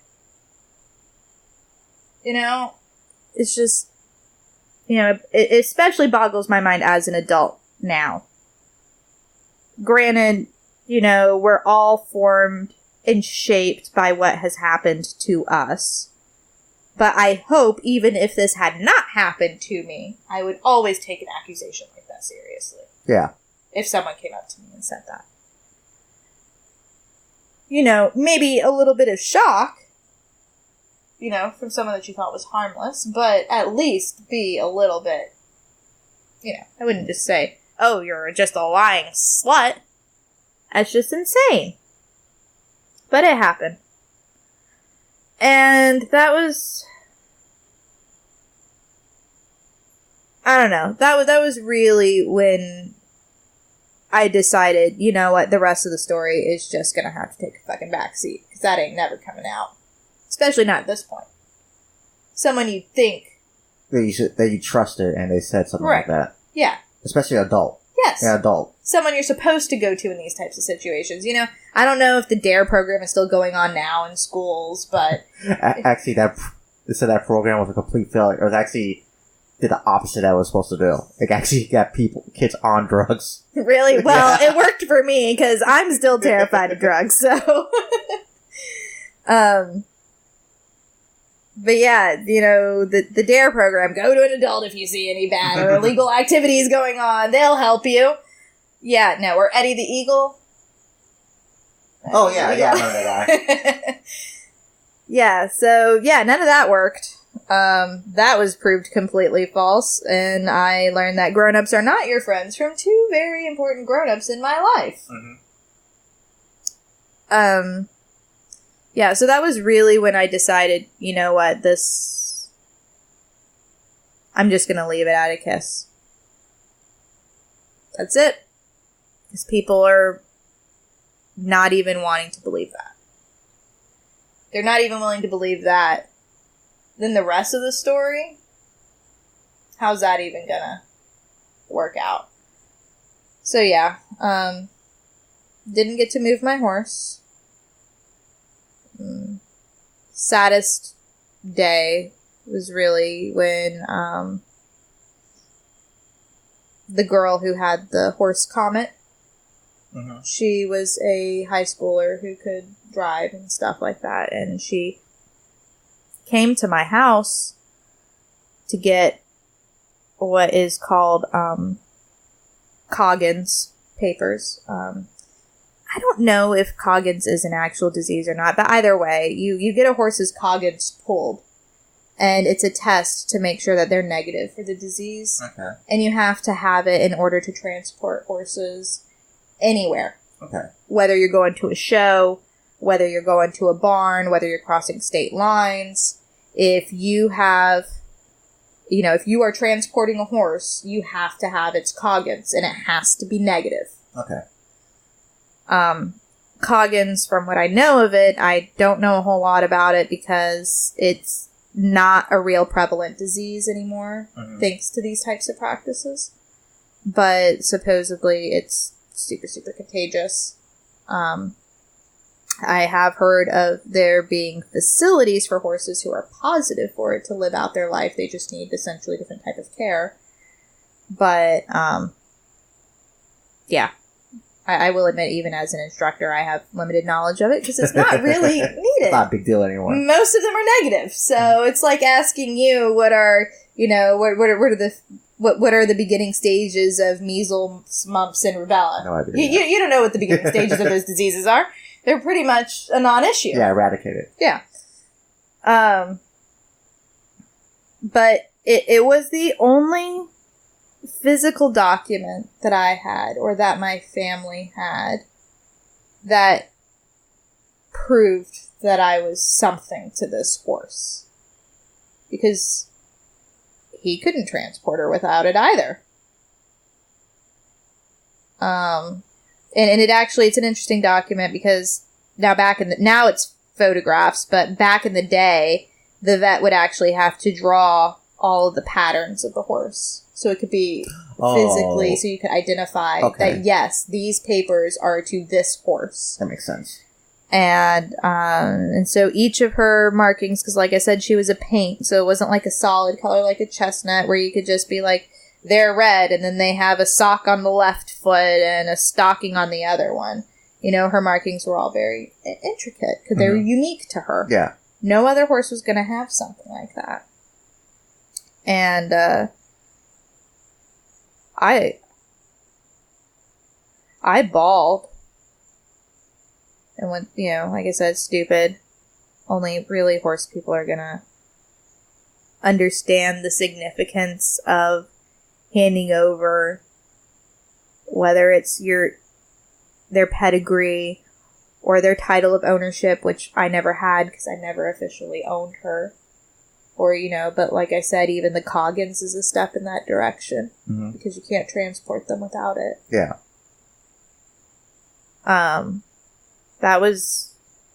That crushed me. It's still hard thinking about, and as I'm sure you're thinking, the irony is she's talking about her rape, but the only time she even gets close to crying is the horse. And it's stupid, but it's true. I don't even really remember crying about the rape except for that first night. But I spent weeks, months, 15 years later. That's actually how I know how long it's been, because she would be 17 right now. She would be 17 years old. So it was 15, because she would be 17 right now, and she was 2 when I had her. But yeah, that crushed me. And I still have her picture on my desk. It's always been there. It was a picture my grandfather took of me with her. And it was actually the day that I backed her. Backing is the phrase that we use when they actually have a rider on their back for the first time. Oh, wow. Because they're not really being ridden. It's just getting used to the fact that there's a person on their back. And, I don't know. So that's pretty much, like, where I feel that the story, like,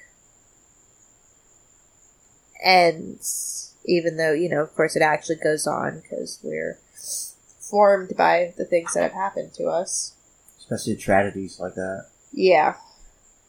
And I think the worst thing about it was, especially being an adult, is I don't quite remember what made me think about it.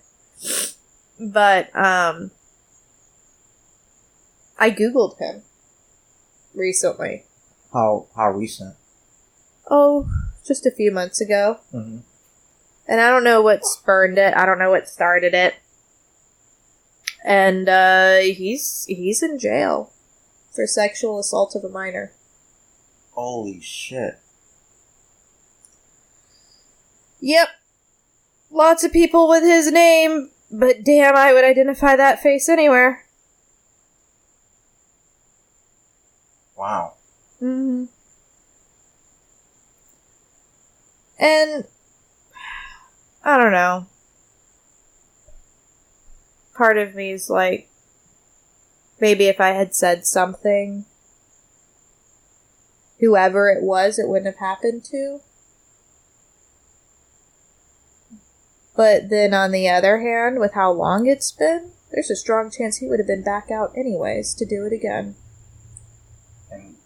And that's if it was proven. And as you can already see from what I told you about my friend's mom, character witnesses would have vouched for him. It's hard to say something like that because it's something that we don't really know what would happen. Mm-hmm. And just wherever the investigation takes place, but sad to say, you may not have been the first one. Oh, I don't think I was.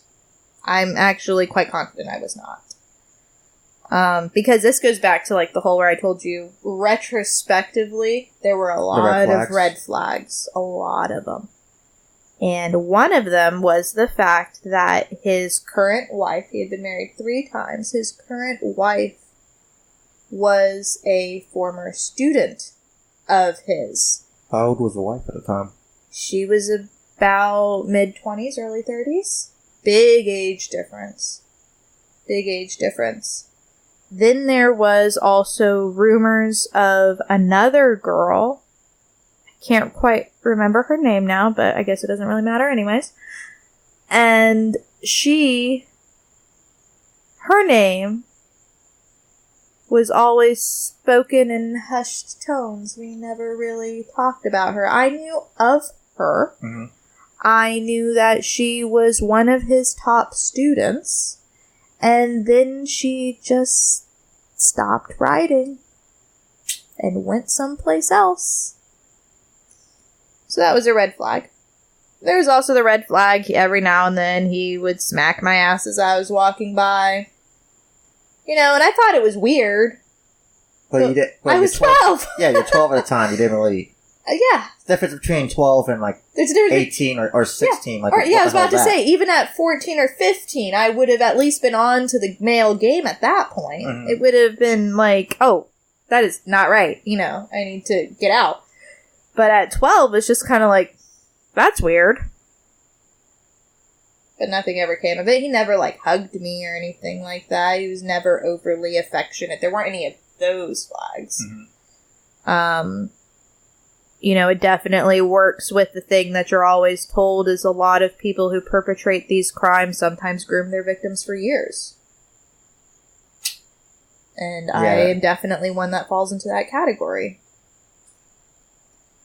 And I'm 5'1". I stopped growing when I was about 10 years old. Mm-hmm. So I've been the same size. I know this is going to sound weird, but I also became a woman relatively early at 9. Okay. And so I think a lot of those things played into what happened. Was the fact that I already essentially looked how I do now as a 12-year-old. That's a young age, yeah. It was often when I was out in public, because I told you my sister was just a baby at this point. If I was holding my sister, I actually had these people, this old couple at Walmart said, "Guess you wish you would have waited." And this was before that had happened, before the rape had happened, and I was just kind of like, what? And then I was like, wait, oh, no, she's my sister. So there's just, there are just lots of different things, and you know, my husband has talked to me about it a lot, and he's told me, how can we prevent something like this from happening to our daughter? What signs did your parents miss? My parents didn't miss anything. To them, there were no actual visible signs. Yeah, because the guy obviously was...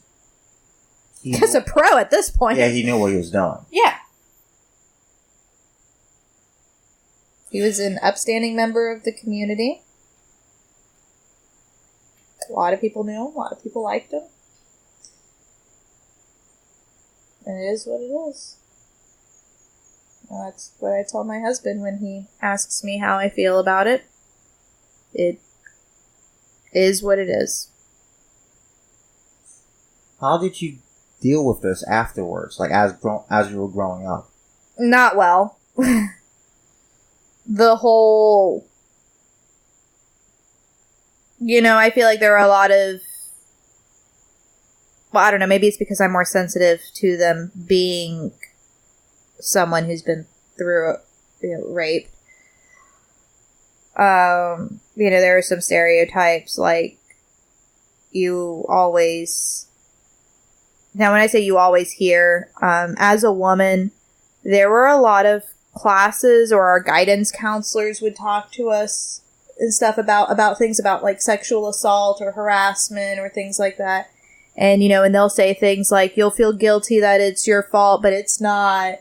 And they'll tell you, they'll tell you how you're supposed to feel. Or things that they know that regularly occur with these types of things. The self-blame or self-destructive behaviors. Mm-hmm.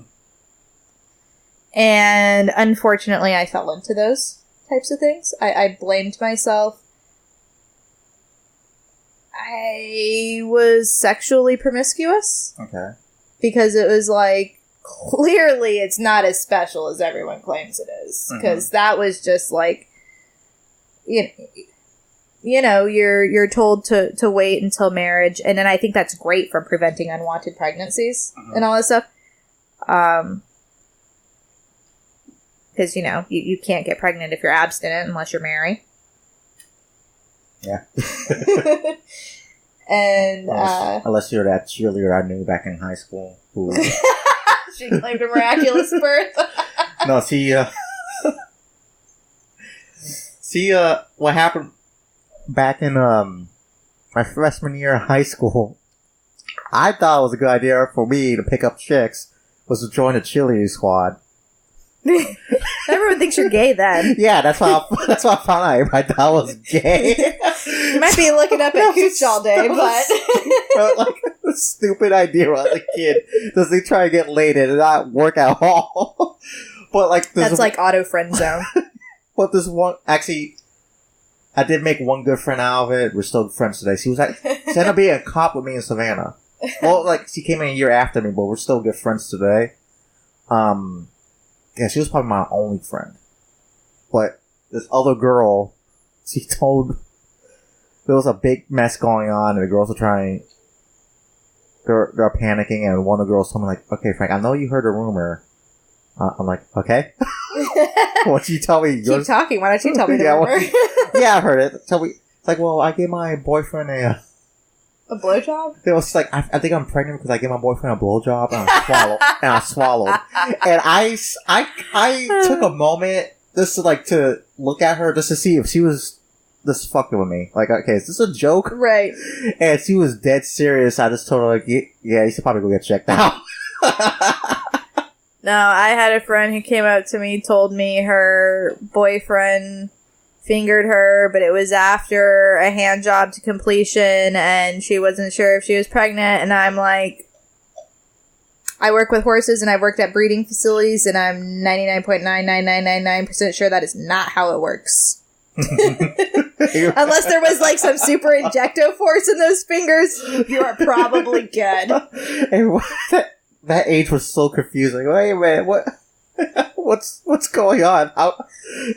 There's like an episode of South Park. They actually made fun of that. Well, I'm sure because everyone has a story of the person who was concerned about pregnancy. They had these two teachers teaching the kids about sex, and it turned out both the teachers never had sex before. So they gave out some bad information, and kids were like, a boy's like, don't touch the girls, you don't want to get pregnant. And like I think Cartman or somebody, so like, I think, when do we wear a condom? Do we wear it all the time? And on our fingers? He's like, man, guys, if you wear a condom all the time, we don't have to pee in the bathroom anymore. We're going to just pee in the condom. Throw it out. Boys are so dirty. Even the imaginary ones. Okay, so going back. Yeah, so, Dick. This is where Dick comes in. Mm-hmm. He was very pushy, very aggressive. Sean and I had broken up. I don't know why he dumped me. I thought I was the perfect girlfriend, but he dumped me. I'll admit it. Mm-hmm. This is the last time I ever got dumped by a guy. I always made sure to not be on the receiving end of that one again. I'm always on the receiving end of that. Probably because someone broke your bitch's heart just like he broke mine, and I went, you know what? I'm done with that shit. No. My bad breakup. She only had really 2 girlfriends in my life. Too long, like, actual relationships. Oh, I thought you said she only had 2 girlfriends in her life. I'm like, well, that might be the problem. Right. But she broke up with me by telling me that she was still in love with her ex-boyfriend. You were the rebound dude, but was not a successful rebound? It was a weird... there was red flags I should... There was some advice I tell people is, if a girl is flirting with you when she's in a relationship... Oh, yeah. That's a bad... And I didn't listen to my own... I said that before, and I did not listen to my own advice. I made a mistake of actually getting in a relationship with her after she broke up with her boyfriend.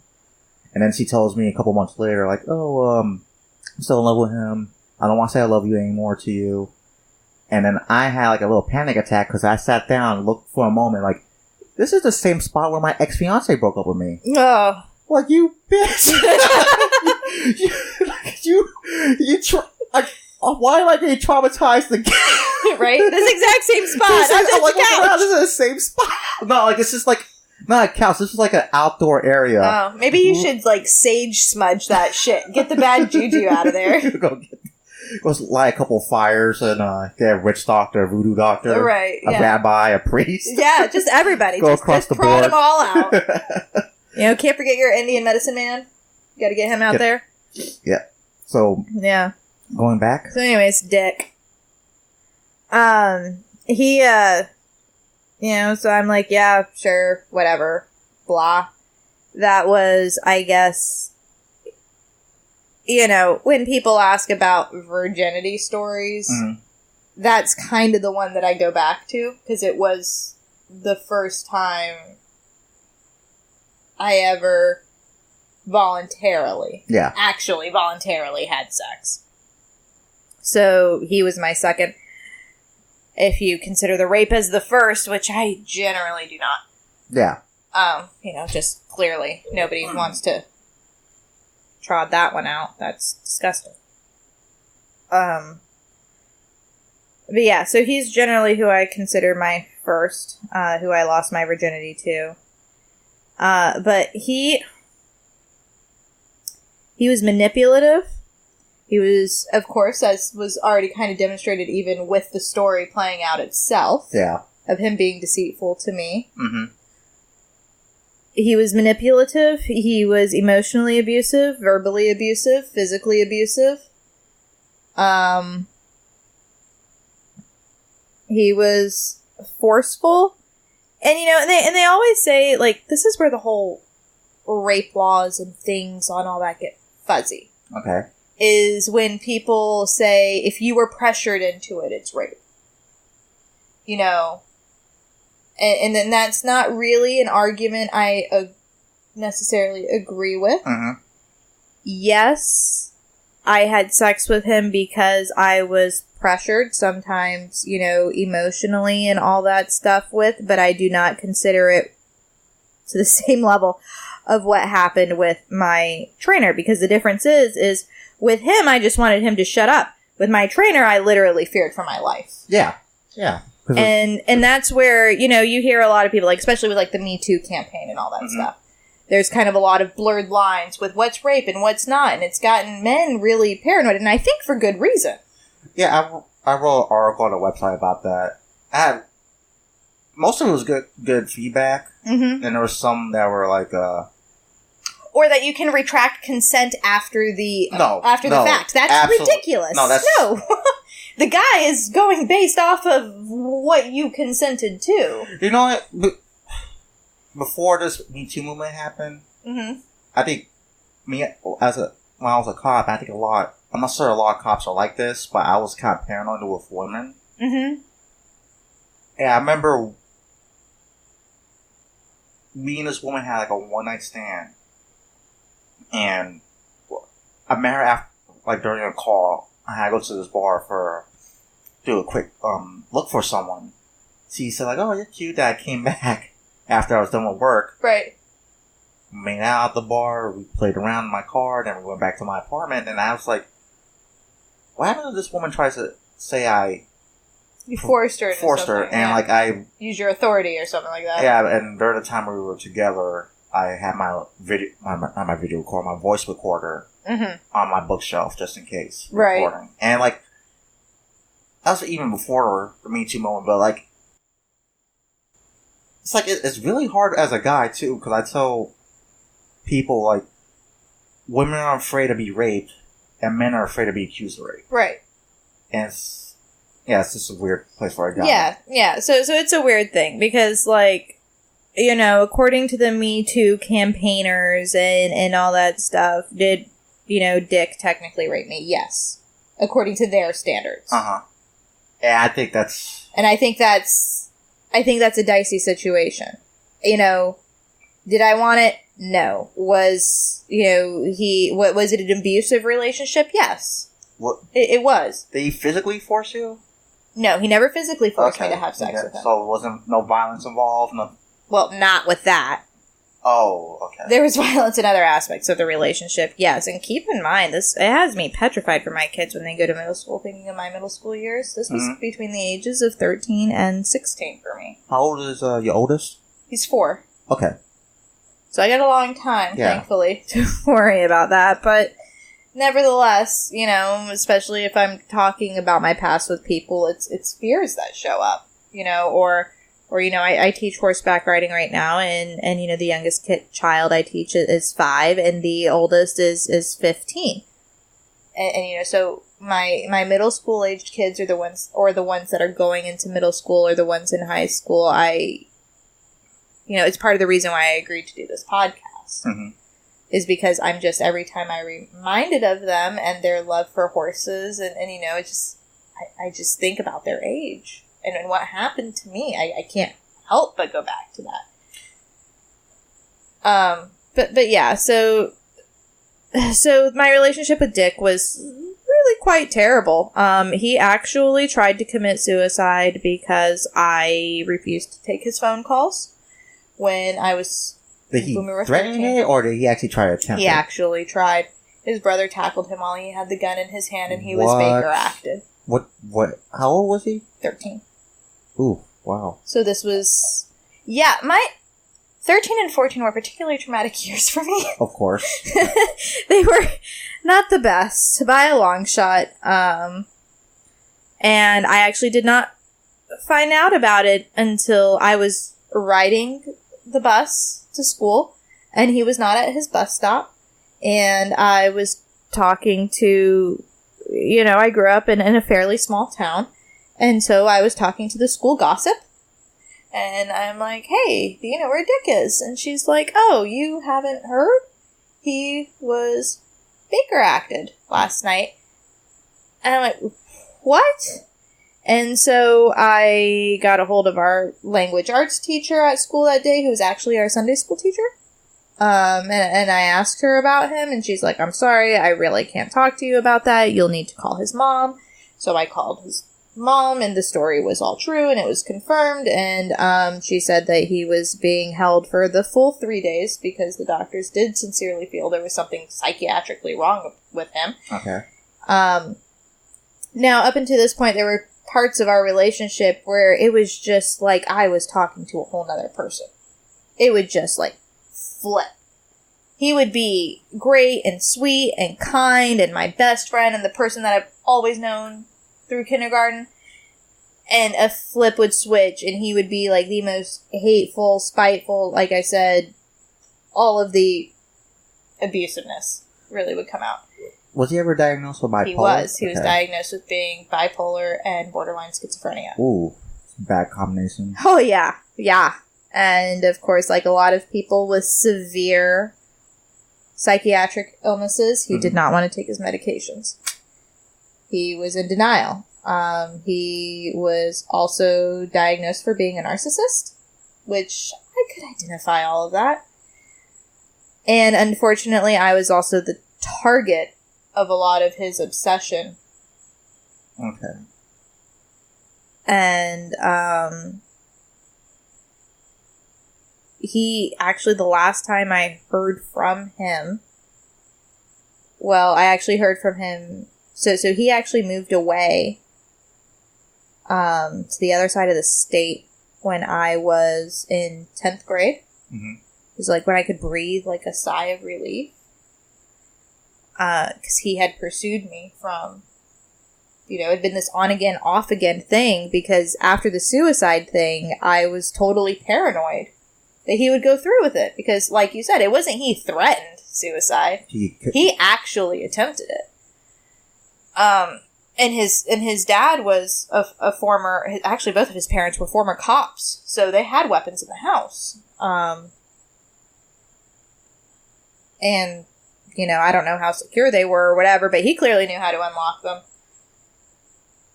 And, so I was seriously concerned. And so he kind of used that, just like my riding trainer used my horse. He kind of used that as a constant threat to me of, I'm serious. So he used it afterwards, too? Mm-hmm. Oh, wow. Yeah. And then I didn't talk to my mom about it. I didn't talk to my parents about it. I think they saw signs, of course, with his obsession, at least. Mm-hmm. Because there were lots of times where we would get into these arguments where my mom would be like, he can't be calling you every hour of the day. That's just he would check to see where I was. Who was I with? What was I doing? Pretty much, I'm very lucky to be sitting here on this couch and not on an ID show. Because I'm sitting here thinking, because as I'm retelling it, I'm like, this is like how a lot of my ID shows go. For your podcast listeners, ID is Investigation Discovery, aka the Murder Channel. My grandma watches that. I love it. I think she watches that channel. Probably. If she's a woman, she probably does. We all seem to flock to it. There's actually several targeted commercials where it's like, yeah, we know housewives are our major demographic. But yeah, and I would argue back with my parents, no, you don't understand. He will actually kill himself. And it was bad, man. And eventually he moved away where I was really able to breathe my sigh of relief, but he kept always calling me. He pursued me all the way after I was dating my husband. I started dating my husband in 2009. Oh, wow. You guys been together for a long time. Yeah, we have. So, and Dick had been pursuing me since 2003. So 2003 through 2009. I heard from him in 2009, and he said, hey, are you dating that fag still? Oh my god, what an asshole. He is such an asshole. There's a reason he's going by the pseudonym Dick. And I'm like, yeah, I am. And I'm like 99% sure that this dude's the one. So you can just move on with your life, because there wasn't any room for you last year when you came to visit me, and there still isn't now. Because he would actually come to visit me at my college. He found out where I was going to school. It was serious. I couldn't date anyone. I had tried to have boyfriends in high school. He would find out who they were. He would threaten them. A couple of them he actually beat up. He was a big dude. He wasn't tall, but he was big. And he's bipolar, schizophrenic, and the violent versions of those. So, beating up people was like, just a day in the park. Mm-hmm. And then the last time I heard from him, my husband and I, we got engaged in 2010. Mm-hmm. And I was actually living on the other side of the country. I had moved in with my husband, and Dick called me. Found my phone number somehow. Asked me if I was still with that fag. Oh my god. There we go. I said, that's going to win you over. Right? That's going to win you over. And I said, actually, I'm engaged to that fag. Yeah, he's not a fag, but we're getting married. I don't have a dick, but whatever. That fag seems to be okay with it. That fag's okay with it. And that was the last time I've ever heard from him. And out of curiosity, because he was so much of my past, I have tried to find him on Facebook, and I can't. I have found his brothers. I have found his dad. I have found his mom. I cannot find him. And I know this is weird, but a part of me is actually scared that at some point he might have gone through with it. So no news, no your friends? No. Yeah. Anyone I was actually friends with, they wouldn't know where he was. He was the enemy. They knew what he was doing to me. So they wouldn't care about him. Anyone who was his actual friend were actually kind of my enemy. Similar story to my instructor. They didn't believe me when I warned him about him, because he would have girlfriends. He would have girlfriends and try to pursue me. That's what was going on. And so I got this reputation of being this crazy ex-person thing, because he would deny us ever having had a relationship. And it was horrible. Wait, so he would come after you, then lie about being together? Yeah. Or at some point? Yeah. And, okay, here's a weird factoid for you. Everybody, well, I don't know if everybody's, but a lot of us have that story of getting caught having sex by our parents. No. Yeah, you might not join that camp, but quite a few people do. I was one of those people. Mm-hmm. He was the other party. He was dating a girl at the same time. Somehow, that motherfucking jackass weaseled his way out of it to her. His parents made him tell her. Holy crap. With them sitting there. Whoa. I thought I was going fucking insane. I thought I was living in 2 goddamn realities. Oh my god, that's weird. Which is why it actually kind of came back as a relief when the psychologist said, no, this kid's possibly schizophrenic. It's like, oh, that would explain a hell of a lot.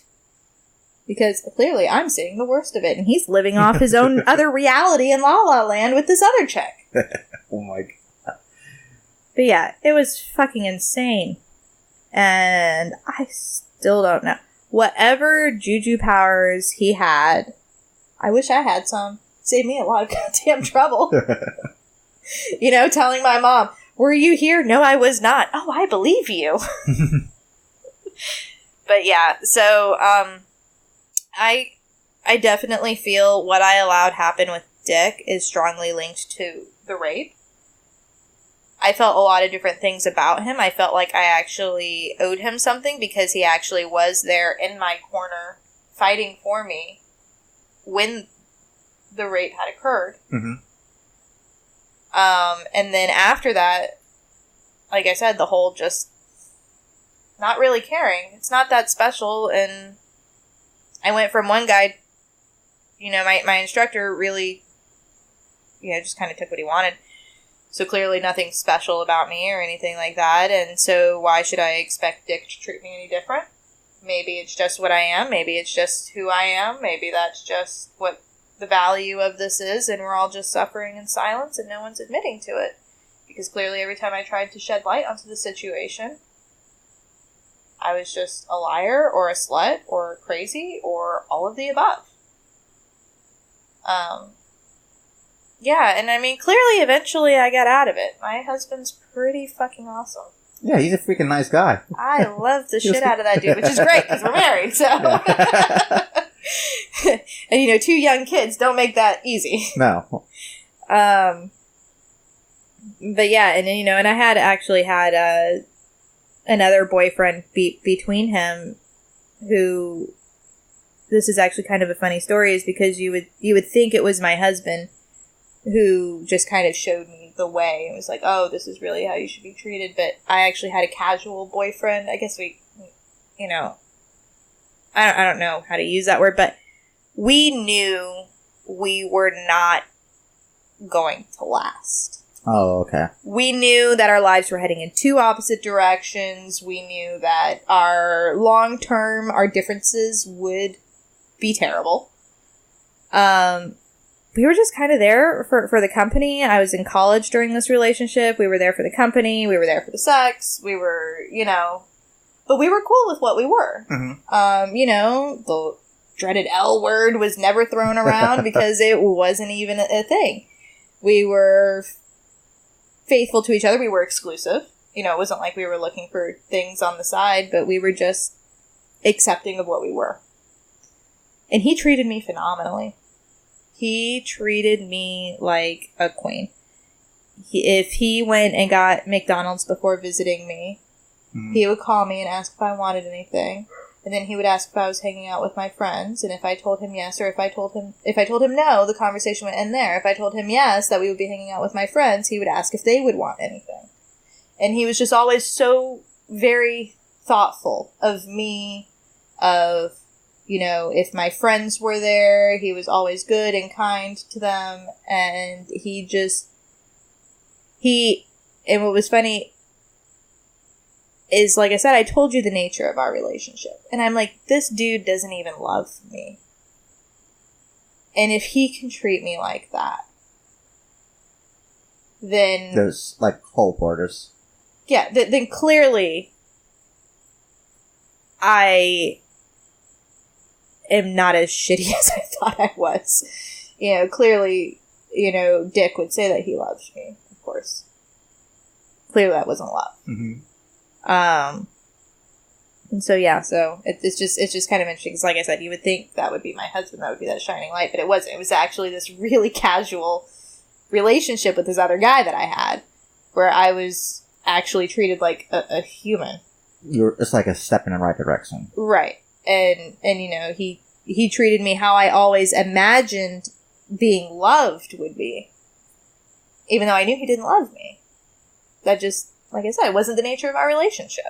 So, yeah, I don't know. I mean, I guess that's the story of everything. Then I met my husband, and How did you and your husband meet?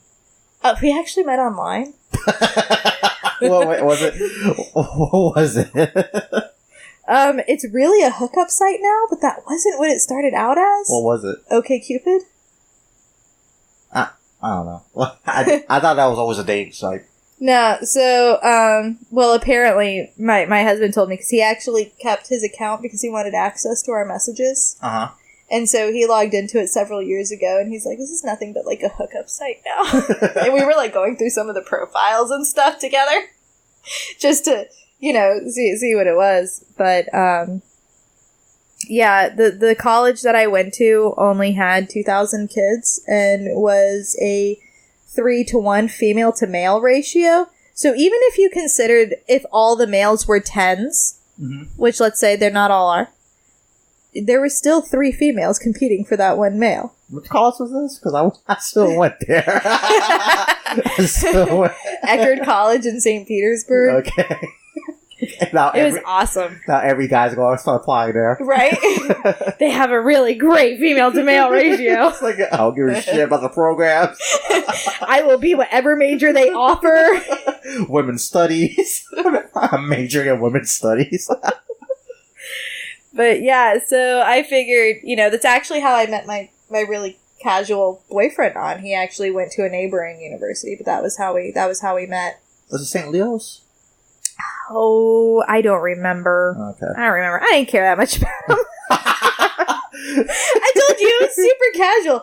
He was super good looking. I mean, I know you don't care, but he was like, maybe your lady listeners will. He was they probably will. He was 5'10". He was a gym rat. He had blonde hair, gorgeous green eyes. There we go. Gorgeous green eyes. He was French Canadian. He was here on a student visa. Ooh. Spoke French so hot. I had no idea. He could have called me a grilled cheese sandwich. I didn't care. As long as he said it in French, it sounded good to me. I don't know, it's like something about Canadians, like man, I want a Canadian woman, or Canadian or I don't European care about woman. the Canadian. It's the French. It's the speak to me in a different language, you dirty man. Well, like I told you, I was a language major. Yeah. Languages are my jam, and I didn't study French, so bring it. I went to France a couple of years ago, and it's like there's something. I think some woman was really pissed off at me. I was still turned on by it. Like I was trying. I butchered their language. Well, then you should go to Germany because they always sound angry, even when they're happy. German is just angry sounding language. When I took that Euro trip, at first I had a layover in Frankfurt, and because I was officially my little Euro trip was going to start in Sevilla, Spain. But I had like a 24 layover in Frankfurt, and I walked around Frankfurt. It was gray. It was just dismal, and nobody smiled. I went to like a German restaurant, sat there by myself, and just watched people. There was nobody talking. Nobody was laughing. Then the next day, when I went to Sevilla, Spain, sunny. The buildings were bright colors. Everybody was outside. They were looking good. And the Spanish people looked fucking amazing. Even at any age, they looked amazing. They're outside drinking wine, like, hey, what's up? Get past. Right, and then they're gonna go take a nap. It's like, you know, just night and day. It was night and day with those people. Yeah. No, my husband actually grew up in Germany. For 10 years, 15 years. I can't remember how many years he was over there. But anyway, a significant portion. He did not grow up in the U.S. Yeah. He was only over here for maybe 2 to 3 years of those years. And you know, the joke that we have is stereotypes tend to be stereotypes for a reason. Yeah. But yeah, so he was super hot. But yeah, my casual boyfriend. I mean, my husband's hot too, but you know, I'll be honest. Casual boyfriend was hotter than my husband. But it's value too. It's like, yeah, which one is going to be worth it? This one's long-term value is higher than this one, so sorry, super hot, French sexy speaking guy who's probably going to make a lot of money. He was training to be a plastic surgeon. Oh. Yeah. That's gonna be fun.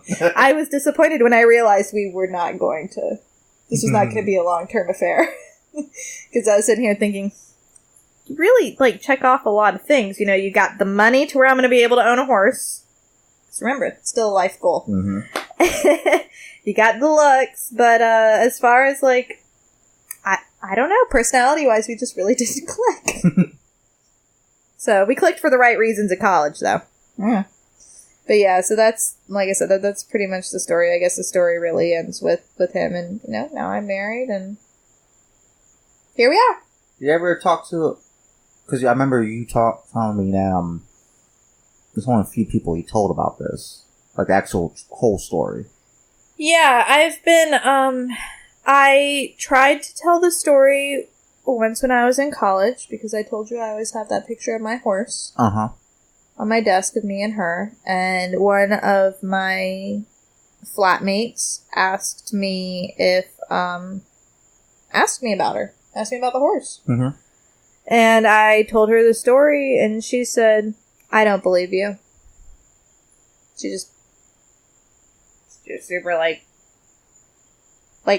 flat. I don't know. Maybe it was because I didn't cry. Oh, what because I really didn't focus on the horse. Yeah, we're not friends. What the hell is that? Why would you say something like that? Right? I don't believe you. I don't believe you.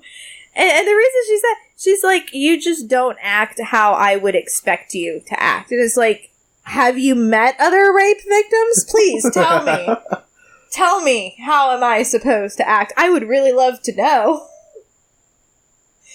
I mean, and I even told her I hadn't really told anybody the story. I think I did tell my actual roommate, because we're best friends to this day. Mm-hmm. I might have told her, I might not have, I don't remember.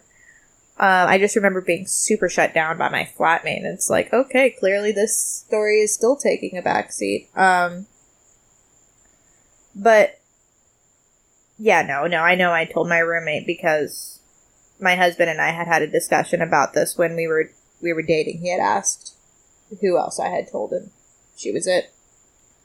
But I don't know if I told her before or after my flatmate, or maybe she was just present when I told her. If my roommate believed me, I don't know, but she certainly didn't take that other chick's tract of saying, I don't believe you.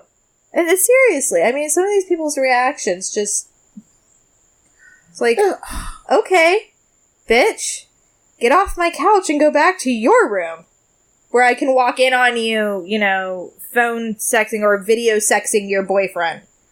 Well, she did that. She left her room unlocked. It was weird. I was trying to find her roommate, actually. I walked in on that, and it's like, Jesus Christ, can you please, like, lock the damn door? In long distance.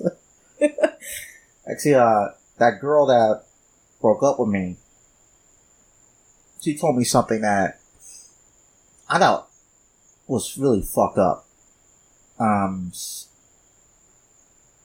When she was younger, her parents let her date someone that was a youth pastor, and this is like really super Christian people. Let her date a youth pastor that was like way older. That's just red flags all over the place. She was, I think, in her late teens. The guy tried to pressure her into having sex. Of course. She got naked, but then she ran out. Her parents said, parents blamed it on her for tempting him, basically.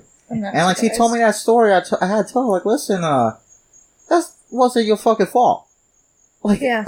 Honestly, like, I mean, he's a grown-ass man. No, it's not your fault, and what makes it worse, your parents are freaking wrong. And her mother's a clinical psychologist. Mm-hmm. Not clinical psychologist, but she's a therapist, and, no. It's just, why would you blame your daughter? Yeah, probably.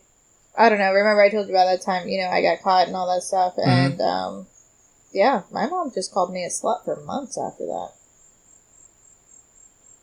It was fucked up. It was fucked up. And she doesn't even remember, really. She doesn't remember about Dick. She remembers Dick being present in my life, but she doesn't really remember anything. It just wasn't important to her. I told her about my instructor when I found him online. I told you I found him in, that he was in jail, and I told her, and she's like, what was the story with that again? And I'm like, seriously? She's like, yeah, I mean, I kind of remember it, and I was just like, don't worry about it. Just don't worry about it. And my mom loves me. I don't doubt that. Do you have any resentment towards her? Yeah, definitely. There are a lot of things I'm not willing to admit to myself. I will admit to that. I do have a lot of resentment, and it's something, of course, that I'm gonna. It changed the dynamic of our relationship. She won't ever realize it, but it did. How she responded to me. I told you when I got caught with Dick, his punishment was he had to tell his girlfriend with his parents sitting right there. My punishment was I had to tell my grandmother. Because we were getting ready to go on a trip that my grandparents had been planning for years. Like, literally since I had been 3 years old. Mm-hmm. We'd always watch Nat Geo Wild and stuff like that together. And my grandma always promised me, she's like, I'm going to take you to see the Rocky Mountains one day. And like I said, though, I grew up on the wrong side of the tracks. No one really had any money, but my grandfather was an artist. And he had done this piece that a crazy, batshit crazy great aunt of mine was one of the first women computer engineers. Oh, shit. Yeah. So she had a ton of money. Not to mention her daddy before her was rich as hell. And she bought one of his pieces for $3,000, which was enough to finance our trip to go out west when I was... like I said, 13, 14, or I was 14 when we got caught. And we were supposed to be going that week. And my mom made me tell my grandmother. And my grandmother, I was sobbing when I was telling her. I was so ashamed. I was just, I just wanted her to always think the best of me. Mm-hmm. And she said, I forgive you, and God forgives you, and I still love you. I just bawled. I mean, what can you do when you think that you've disappointed the most important person to you? I idolize this woman. My daughter's named after her. Mm-hmm. She passed away 4 years ago. I still cry about it. And a part of me always wonders how different would my relationship be with my mom if she had responded to me how my grandmother did. I mean, Well, it really just kind of I guess to me, it's like, why would you... I don't get what was the point of me telling your grandmother that? Like, why would your mother force you to... She wanted to punish me. Wow. It was a great punishment. I mean, if you want to kick it where it hurts, that would be it. She went right for the soft parts. But yeah. I mean, like I said, I don't want your podcasters to think bad about my mom. I love my mom. We're all flawed. We're all human. Yeah, it is what it is. It's life. So. Alright, well, we're gonna move into the question part. Yeah. Try to go into like something less serious and what is this? I don't know. I got some notice on my phone saying talking about the 600-pound life. I love that show. Have you ever seen that show? I've seen it, and it's like, obviously these people got some type, not physical problem or a mental issue. It's obviously like some type of mental disorder. Yeah. Because how could you treat your body like that? Like, oh, well, that's kind of the whole point of the show, is he has him go and see therapist, Dr. Nowzarden. Mm-hmm. I'm kind of a junkie for the show. I love that show. Because I really, really hope for the success stories. And I think he has a fairly high success rate, I think. Good.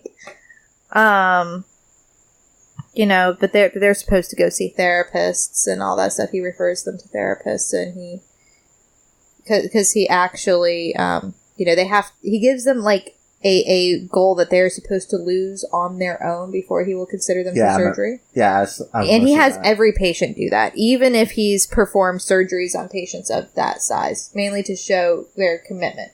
And a lot of the people with the severe psychiatric problems, they're not able to do it on their own. And they usually, then he refers them to therapy, because then obviously it's definitely a really deep-seated issue. But yeah, I like that show. I eat all my unhealthy snacks while watching that show. Like, yay. Yeah, and I'm like, it's kind of like I watch Hoarding Buried Alive when I'm ignoring my housework. No.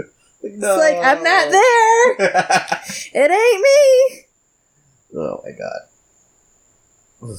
I don't know. It's like when some of the women I see that show, like, yeah, I'm still having sex. Like, ugh. Yeah, now that one gets me. It's like, where do you even...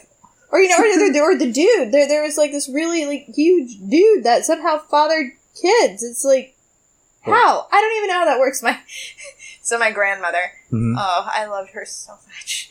But she, actually, I was visiting her, I think without my husband, but it was shortly after we were married. And I was visiting her, and we had been watching that show. And she just very matter-of-factly says to me, she says, honey, you're a married woman now. So, maybe you can help me with this. I cannot puzzle out how those people lie together as man and wife. She was very sorry. She was asking how two fat people pump uglies. I thought when you said that, I was thinking like kind of like the mental aspect of it. Like, how do you force yourself? Mentally prepare yourself for that. I essentially told her, I'm like, I don't even know. I mean, I kind of visualize it as like two balloons bumping together, and you kind of hope something reaches and hits the other one. I don't know. I don't want to give any details about these. There's these two people I know in college that are pretty heavy set. And I remember my pledge master lived close to them. I was in fraternity. I remember he heard them have sex, and he was in his... I remember he had like a little not a lazy boy chair, but one of those armchairs in his dorm. He's like, he ran out. He's like, that boggles the mind. He ran out. College is great times. Oh, this is great time. Alright, guys, for any first-time listeners, and especially since the podcast is still growing, this is probably be a lot of first-time listeners. I ask these questions. These are interpersonal questions. I usually skip some of them and do a lot of these out of order, but I forgot the psychologist who did this, but he wrote a good book called Snoop. Check it out. The book is really good. It actually got me inspired to actually ask these questions, but these questions are for like interpersonal questions. It's supposed to kind of show another side of a person, kind of like a deeper side, the more intimate side that maybe because you only, when you meet people or when you talk to people, you only know kind of like the surface of them. And you don't get to see that inner side of them until you probably get more intimate with them, or you're either boyfriend, girlfriend, or becoming a best friend. But these questions kind of like help bring out that other side of a person. So, we'll get this started. Oh, also too, I have to explain why I do it too. The reason why I ask these questions, because I do want to kind of show people, because the type of people I interview, come from different parts of life. Like I did the swingers last episode, and the ex-cop, ex-soldier, prostitute. Yeah, I just trying to remind people that all these people are people, and these are individuals. And despite what you think about their circumstances or what they did with their life, just remember they're still a human being. So this is why I do these questions at the end. Okay. Given the choice of anyone in the world from any time period, who would you want as a dinner guest and why? I don't know. I mean, when you let me look that over to begin with, I was like, shit, I hope he doesn't ask me that question. That one's a hard one. That's a hard one. I'm a bit of a history buff. Yeah. There are a lot of people on my list. Shit. Trying to think if there's anyone that I actually really, really would want to talk to. Alright, I'll go with kind of a vague one. I want to know, because we always know that there are really, there are enigmatic leaders. These are the ones that we hear about in history. Uh-huh. But there is always, very frequently, someone who is working in the background that is actually behind that person's rise. Yeah, of course. I would want one of those people. Whether it's whoever that was to Augustus Caesar, or or even Hitler. I want to know, who are these people that were motivating them? Why did they choose to stand behind these people? Yeah, because there's always a right-hand man. Right. There's always somebody there. This is going to sound really stupid, but in the movie, My Big Fat Greek Wedding, yeah. There's this saying that I love. There's this line, and it's the mother saying, the man is the head of the household, but the woman is the neck. The neck. And steers wherever the head looks. I remember that one. But that's true in almost any relationship, regardless of whether it's professional or intimate, And so I would be interested in hearing that person's story, why they chose to stand behind the individual that they did, of any of them, because those are the people that we actually don't know anything about, because they aren't, the headliner, but they're just as important. Yeah, that was kind of fascinating me. The man behind the scenes, mm-hmm. behind the curtain. Mm-hmm. Not so much not the showmaster, but not so much the showman, but the one that's helping out the showman. Right. Because everyone needs that person. Right. I always try to be that person too. Maybe it's because I'm a housewife. I don't know, and I want my life to have more significance. Well, those people have probably the best secrets. Right. That's why you don't ever hear about them. No. They're supposed to be in the background. They're supposed to be. Because if they're not, then they're not doing their job good enough. That's true. Okay, what would constitute a perfect day for you? A perfect day for me would probably start out with breakfast with eggs Benedict and a mimosa. Probably go to the barn, ride some awesome, well-bred, well-trained, expensive horse who is just my darling and preferably mine. Probably finish it up by fishing. At some point, I'm sure I'd see my husband and kids along the way. But if we're doing this as a mom, as just you just want that day my day. You need a day off. I would probably end it at the spa before coming home to hopefully children in bed, and maybe my husband would have gotten a 6-pack in the meantime. Yeah. Let's just be honest. The 6-pack. He's probably going to listen to this later. It's like, what the fuck? Oh, no. He knows. He knows. He's going to be like, damn, she's on it again. Well, because he was hot stuff in high school. But I met him as a 5th-year college senior. He was already starting to get that dad bod. I always had this dad bod. I'm kind of content with it. It's like, I just want to be healthy. I don't give a shame. As long as I'm healthy, I still fit my clothes. I don't give a shame more. I just don't want to have to buy any new clothes. Yeah, just maintain it. I still wear clothes that I have from college. Yay! I outgrew those, unfortunately. All right, if you... What was that? I'm sorry, I lost my place. If you wake up tomorrow and gain any power or ability, what would it be and why? I started asking that question because of my friend. Sorry. He loves that question. It's a good one.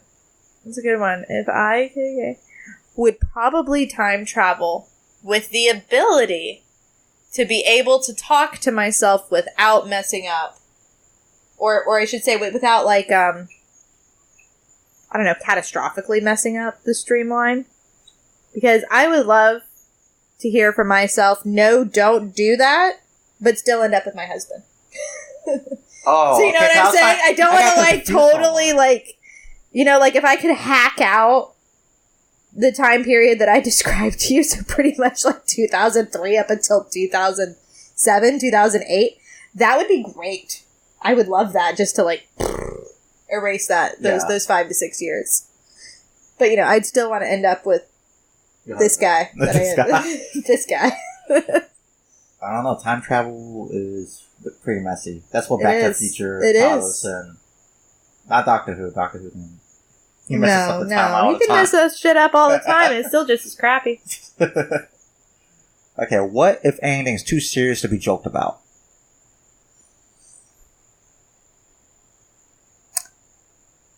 I'm a person that it's hard to offend, probably because of the things that have happened to me in my life. I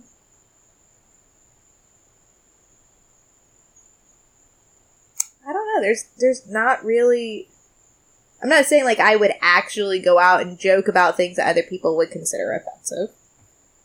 I don't know. There's a lot that you shouldn't joke about. But I can't think of anything that would actually be, like, if you made a joke about it to me, I would be like, oh, I'm done with this douchebag. There's nothing really like that. Okay. Like even, you know, like, of course, if you made a joke about rape or something like that, that would definitely be pushing the line for me because of my things. But it wouldn't be, like... I'm very much a person of... Who believes I haven't walked in your shoes, and I don't expect you to know what offends me because you haven't walked in my shoes. I don't expect you to be some type of telepath. Yeah. Yeah, it's kind of hard, especially,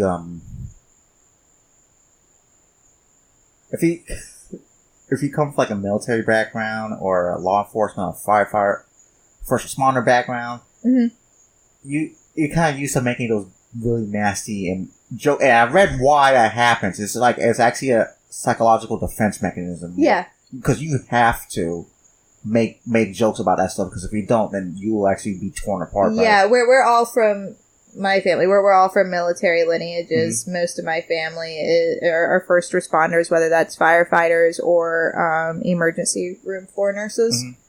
Yeah, so I guess maybe that's why there's kind of a thick skin there. It's like, whatever, throw it at me.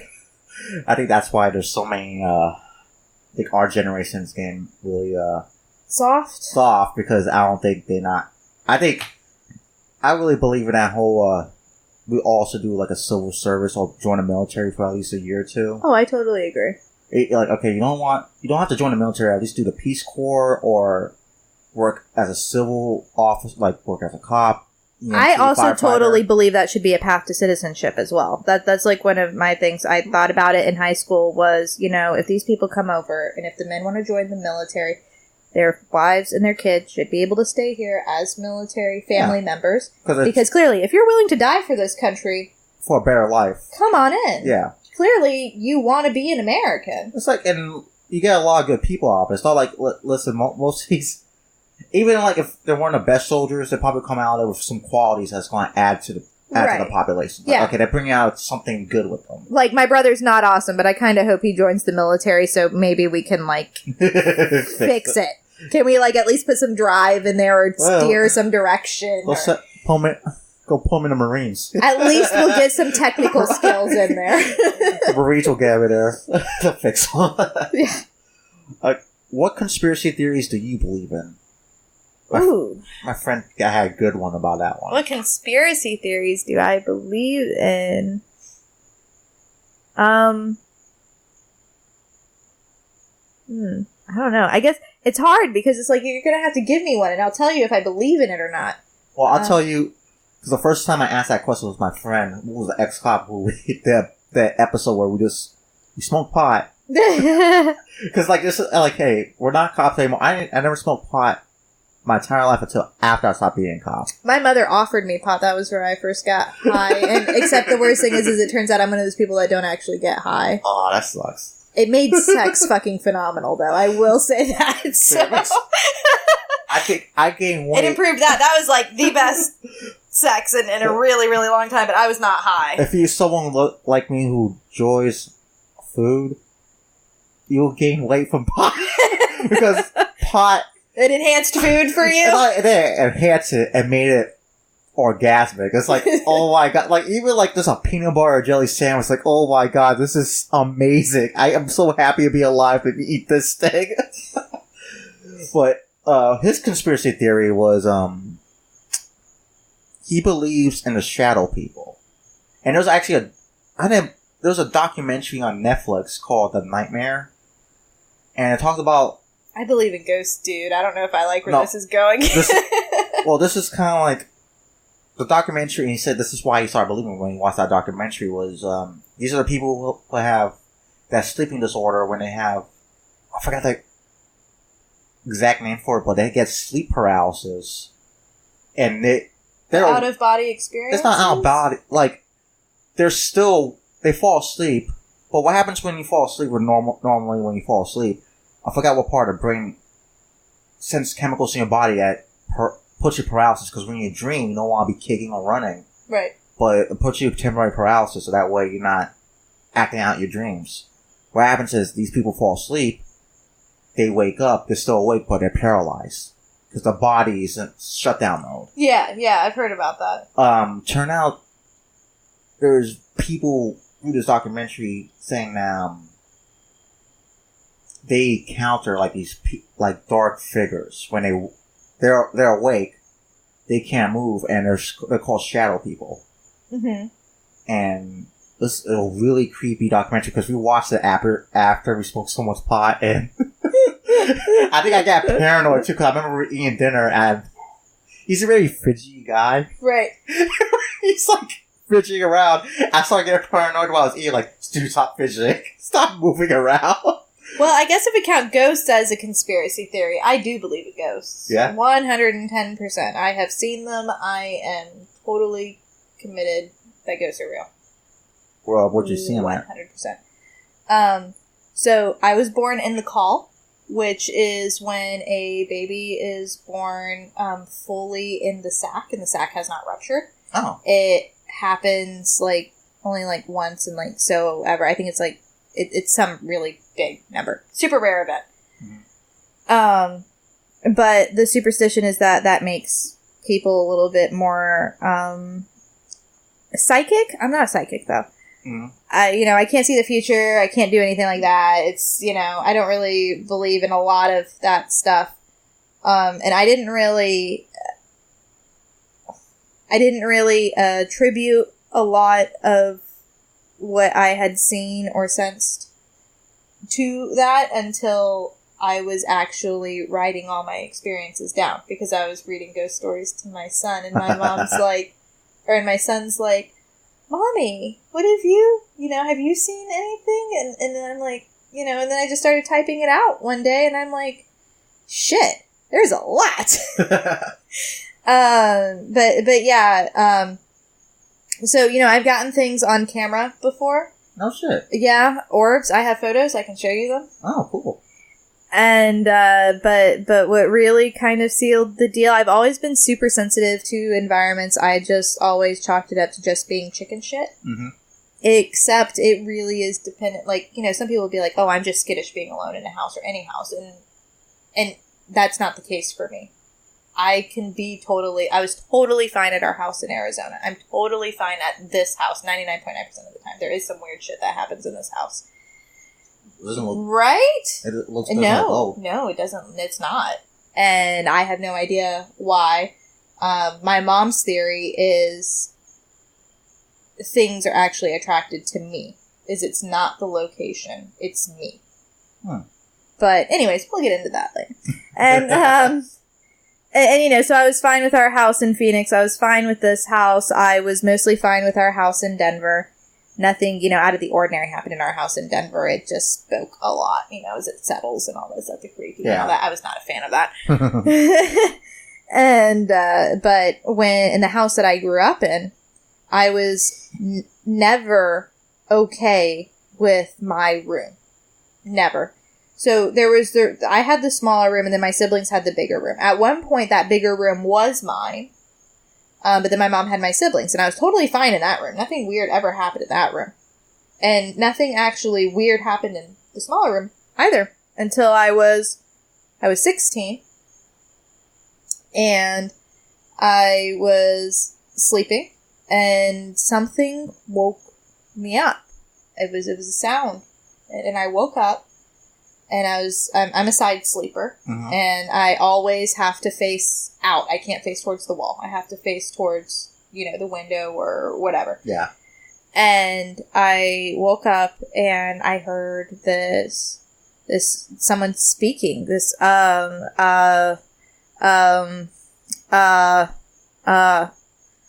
and I look, and there's this guy, like, I don't know, 5'11", maybe 6 foot. He wasn't super tall, but he definitely wasn't short. Skinny, white, had short hair, kind of looked like the 90s spat him out. Mm-hmm. He had a baseball cap, kind of off to the side. He had his hands in his pocket. He was like in a white tracksuit. Okay. Super baggy. And he had his hands in his pocket, and he was just like rocking back and forth on his heels going, just looking around. I mean, he was solid. Like, I legit thought someone broke into my house. And then I'm sitting here thinking, this dude is confused as shit. He clearly doesn't know where he's at. Maybe he's just like some fucking crazy that somehow escaped. And, I don't know, somehow managed to make it in my room. Mm-hmm. And I'm sitting here thinking, I'm like, I don't know what I should do. And I'm like, well, he seems pretty confused, so I think I could take him. If I needed to. And I screamed. And he looked at me. And then he was just gone. And my dad came into the room. Nothing there to see. I didn't go back to sleep that night. I turned on my lights. If I did go back to sleep, it was my lights were on. I turned on my lights. I turned on the TV. I muted the TV so I could try to sleep. But all my lights are on. It's we're not playing with that shit. And 2 years later, 2008, I'm visiting from college, and it's now my sister's room, and she's got a hamster. So there was the bed against the wall. There was a window across from the bed. And then my sister had her hamster cage set up right next to the window. Mm-hmm. And I'm sleeping. And, so we're talking 4 years after, 2 years after the fact, I guess. Like I said, I'm bad at math. Mm-hmm. And, not my forte. And, so I've, of course, slept in that bed. That was my room all the way up until, only a couple months earlier. And, I hear something, and I don't know what it was this time. And I wake up, and it's the same fucking dude, and he's walking from the foot of my bed all the way across my room, through the hamster cage, and vanished right through the window. And that hamster freaked the fuck out. He was like, ping, ping, ping, ping, ping, like popcorn in that cage. The hamster's like, did you see that? Did you see that? Because I thought, this is my doing. No, bitches be crazy in here. This is nuts. And I'm sitting here thinking, you and me, Hammy, we're in this thing together. You're my witness now. Because when I told my dad 2 years earlier, he's like, I don't believe in that. My mom does. She's a solid believer. We've had weird shit happening in our family for a long time. Yeah. So there's no, doubts there. But, yeah. And then we were, my husband and I, we were visiting my grandparents who lived in a house on a farm that's been in our family for multiple generations. And the room that I feel the most comfortable in that house is actually where my great-great-grandmother passed away in. And her name is Isabel. And we've had a few different incidences happen in that house. Mm-hmm. And we were engaged at the time, and so my husband was setting up on the day bed, or the trundle bed, which could raise all the way up to the normal level of a bed. Mm-hmm. And I was sitting on the day bed, because, we weren't married, so we weren't allowed to sleep together. My grandma was in denial that even though we were living together, we were somehow maintaining separate bedrooms. To be fair, I told her we were. My friend did the same thing with her father. We all know what's going on, but hey, as long as we're trying to at least make an attempt to be decent, we're just going to ignore it. But yeah, so he was laying on the trundle bed, and I was sitting on the day bed, and I was telling him all these different things that had happened. Like, we've had 6 people in the house at once. There's only one shower in the house, because keep in mind the house is over 100 years old, and it's not a big house anyways. And no one took a shower because we all thought that everybody else was in the shower. Somebody else was in the shower, and it wasn't until dinner that night where everybody was going, oh, I still have to take a shower. We're like, no, you were taking a shower, blah, blah, blah. That we realized no one was in the shower. But we all heard it, because it's a tiny house. And, anyway, so I was telling him those stories, and he's like, I don't believe in ghosts. Ghosts are so stupid. People who believe in ghosts are dumb. Mm-hmm. And I'm like, really? And he's like, yeah, really? He's like, you can show me all your photos. I don't care. Blah, blah, blah. Just talking trash, talking shit. And he's like, in fact, if your great-great-great-grandma, whatever, and I'm like, Isabel, is here right now, she should do something to let me know it's her. Right now. And the bed just dropped. Straight to the floor. Holy shit. Yeah. And we were just looking at you like, that was pretty dramatic and on point. Whether it was a coincidence, I don't know, but I think it's a pretty fucking epic story. Great coincidence? Yes. And it made a believer out of him. Oh my god. It's like, we'll take it as evidence of ghost. We'll take it. It's like I said, it was her room. We were in her room. I don't know if that's a coincidence, but it's a pretty good one. Yeah, it's pretty good. Pretty good. Alright. What are your deepest held beliefs?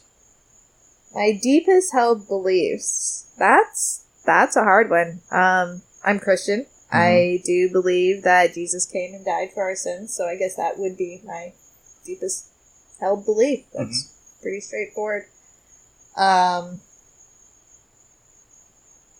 I do believe that, because I guess there's things to sum up that. I do believe that non-believers are going to hell, which is hard, especially in our society. I've gotten into arguments with my mom because, one of my best friends is an atheist. My roommate from college that I told you about, she is an atheist. And I love her to death. And there is just no persuading her, no matter how much I try, no matter how much I not try, no matter how much I do a hard sell or a soft sell or a no sell. She's just not going to change her mind. And I've gotten into a lot of arguments with my mom because she's like, you cannot believe that good people are not going to heaven. And it's like, but I do sincerely believe what the Bible says. And that is the only way you get to heaven is through Jesus. And it breaks my heart because there are a lot of people that are like that. And, evangelicalism is hard because, I'm very appreciative for all the different types of evangelists because all different types of people need all different types of evangelists. Yeah. Some people do need the hard sell. They respond to that. They'll come to church with you if you're like, you need to go to church with me. And they're like, okay, I'm not doing anything today. I'm game for anything. Let's go. You need people that'll kind of do the soft sell, just drop it in. And then you also need the people that are just waiting to give you an opportunity, for you to give them an opportunity, whether it's, whenever they feel that, God is essentially whispering now is the right time for you to speak to that person. Well, I'm agnostic, meaning that I do believe there's something out there. Mm-hmm. But I had a brief lapse of atheism for a little bit, then there's probably going to be a lot of people who think I'm crazy. Actually, I did write an article about this on the website. I did have a profound moment when I took DMT, which is I can't think of the word right now. Sorry. It's on the tip of my tongue. It's not hallucinogenic. It's such a pee. Oh my god! I can't believe. Like I told you, the DARE program worked for me. I can't help you there. No. What do you call it? LSD's in that category. Marijuana's in that category. Starts with a P. Psycho. Oh my god! All right. Anyway, let's. Psychotropic? Oh, psychotropic. I don't know. I'm just throwing out words. Please. Okay, let's just move that word. Anyways. Anyway, it's It's a drug, basically, and it's probably the most powerful. They call it the spirit mark or the spirit molecule because everyone who, even the scientist, actually a legit scientist, experiment with it, like was given permission by the government to experiment on people. Like people knew it was volunteers, so everything was legit. Each one of them had the same reaction to it. Like they felt like they went somewhere else.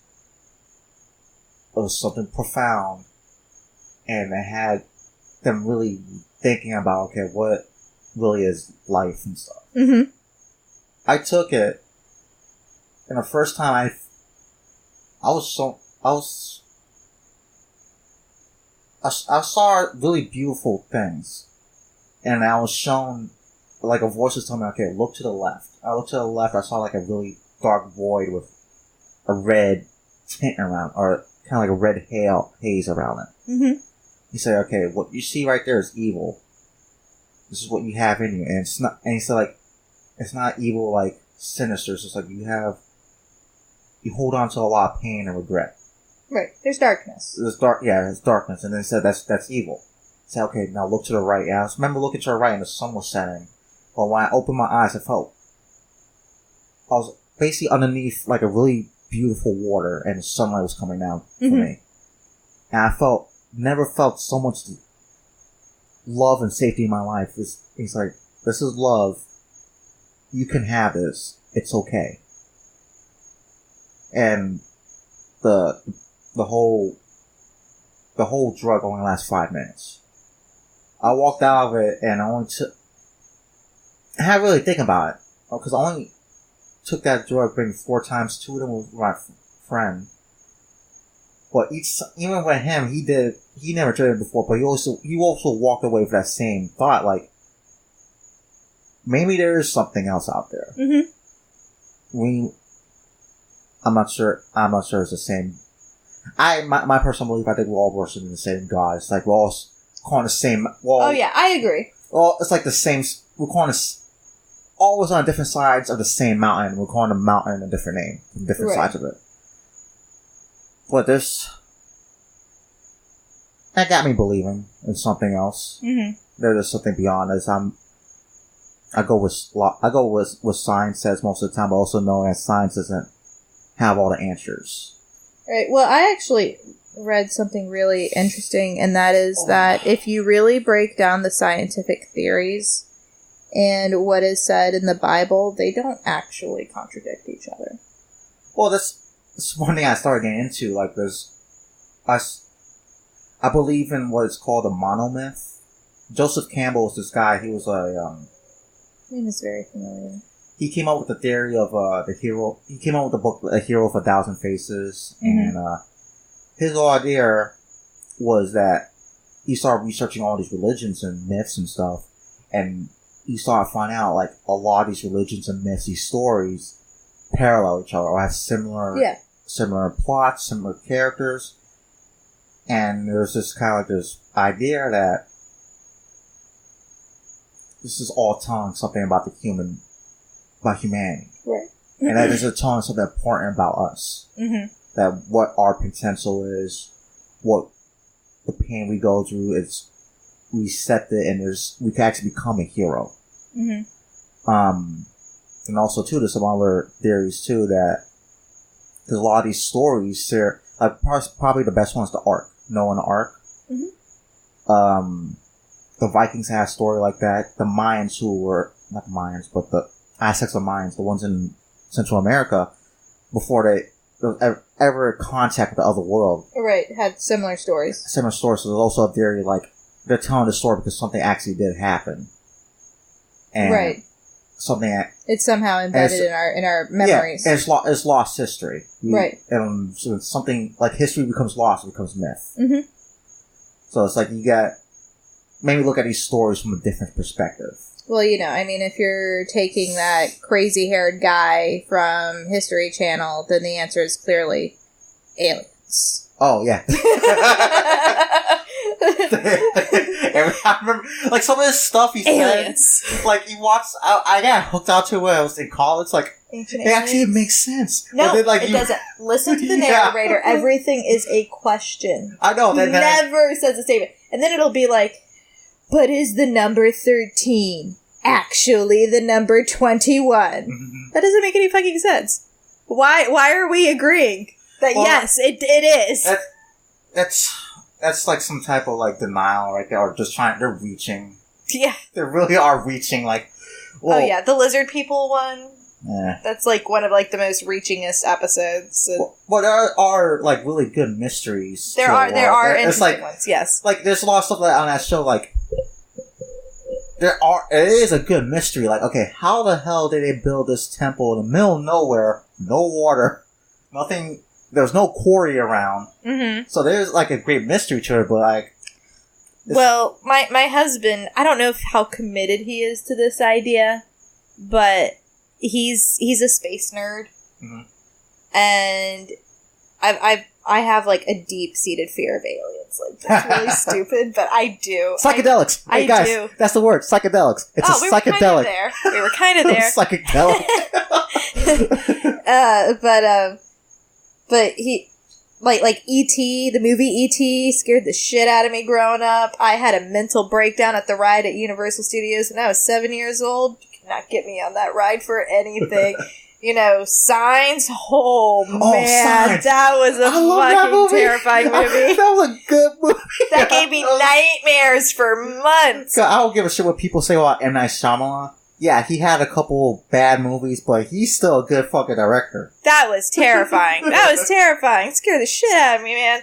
But yeah, so I am firmly in denial of aliens, probably because I actually do believe them and they scare the shit out of me. But my husband's favorite line to me is, because, like I said, we're Christian. Mm-hmm. We're both Christian. We both have the same views. And he's like, but God never said we were the only thing he created. He only said we were in his image. My thing. And it's like, you go away, sir. You go sit in that corner. We're not talking about aliens. Well, if you want to look at that perspective, it's like, why would a god make a universe so big? And just have us. Yeah. Look at all my fish tanks. Yeah. Everything like this. Everything's a different environment. Yeah. I'm all up for him. I totally think, like, dinosaurs and all that stuff. My little kid brain rationalized it, because my grandma always liked to ask me very thought-provoking questions. Mm-hmm. And one of them was, where do the dinosaurs fit into the story of creation? Because they're not actually mentioned there. And I was playing with Play-Doh at the time, and I said, well, this isn't a cat yet, but it's gonna be. And so, if you're a god with infinite power, why not play? I mean, clearly giving us our own will was kind of a bad idea, though. We're not really too great with that. I mean, I appreciate the free choice, but that's come with a lot of consequences. Yeah, but it's a beautiful thing now. It is. It's, and, we were talking about it earlier when it comes to, not everyone should be parents. Not everyone should have pets. But at the same time, if we take those rights away, the right to own guns, the right to procreate, the right to, own animals, then that would be a really less colorful world if we weren't able to make our own decisions.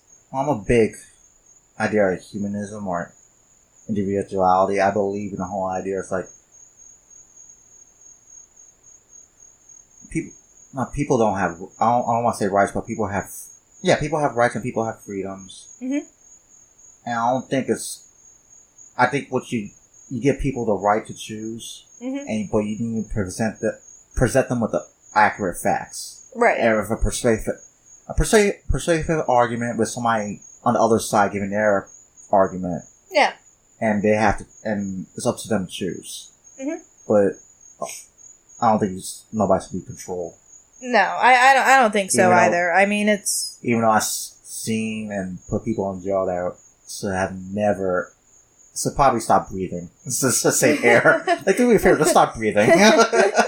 You're wasting everyone else's air. Yeah, trust me, I've got feelings like that about certain people. Stop breathing. Just stop it. But then most people are just lost as us, just trying to figure things out. and make mistakes along the way. Mm-hmm. What is your most treasured memory? I don't know. I was looking at that one. Or, I don't know, maybe it was another question. I was thinking that's really hard. Because, there's my family. Mm-hmm. And, of course, things with my husband. And there's... I don't know. Maybe because there was... I'm young. So those dark years still take up a significant percentage of my lifetime at this point. Mm-hmm. Hopefully I will be able to live enough years to where this will become a very insignificant percentage of my lifetime. But a part of me thinks that because those times were so dark, that the bright spots that I have shine so much more brighter, and it's hard to pick one. That's good. Well, that's a really healthy view of it, though. So, yeah. I mean, there's my horse, who I love. There was, when I was 14... I started riding for a real instructor. And I was a working student, and she evaluated my riding. Keep in mind, I was self-taught. Mm-hmm. And she's like, well, you can't ride for shit, but at least you're not coming off. At least you didn't fall off. So now let's teach you how to ride. And so that was pretty big. She made me, as far as the riding instructor that I am and the path that I have taken as far as that, she made me. So there's that. There's of course my husband and kids, and you can pick any gushy moment of that, the proposal, or my husband really freaked me out when he told me that he loved me for the first time. Really? Yeah, totally. My actual response was, I remember patting his head and going, "That's nice." What? That's a fucked up thing to say to your husband. He wasn't my husband at the time. We were dating, but he had spelled "I love you" out in rose petals, and there was nice. Candles and. What a fucked up thing to say. He's like, what? That just. That's nice. What a fucked up thing to say. Okay, in my defense, so we met online, right? Yeah. We didn't live in the same state. I was living in Florida. He was living in Arizona, okay? So we talked for a month, and he told me that he wanted to meet me and that I should fly out and see him. And I'm sitting here thinking, fuck no, I've been in a terrible situation once. There is no fucking way I'm going to meet some stranger from the internet on the other side of the country. I've been in safer situations that have still ended terribly. And I'm like, no, you come to me. You want to meet me, you bring your ass over here. And he's like, but what if you're going to kill me? And I'm like, yeah, I'm 5'1". What do you think I'm terrified of? And, listen, there's women serial killers, so. I'm just saying. But, so he flew out to see me, and we were together for 4 days. That was all we had, because he was in college at the time. And then he flew back, and we agreed that I would fly out to see him for 2 weeks of spring break. Oh, okay. And so that was a month later, 2 months later, something like that.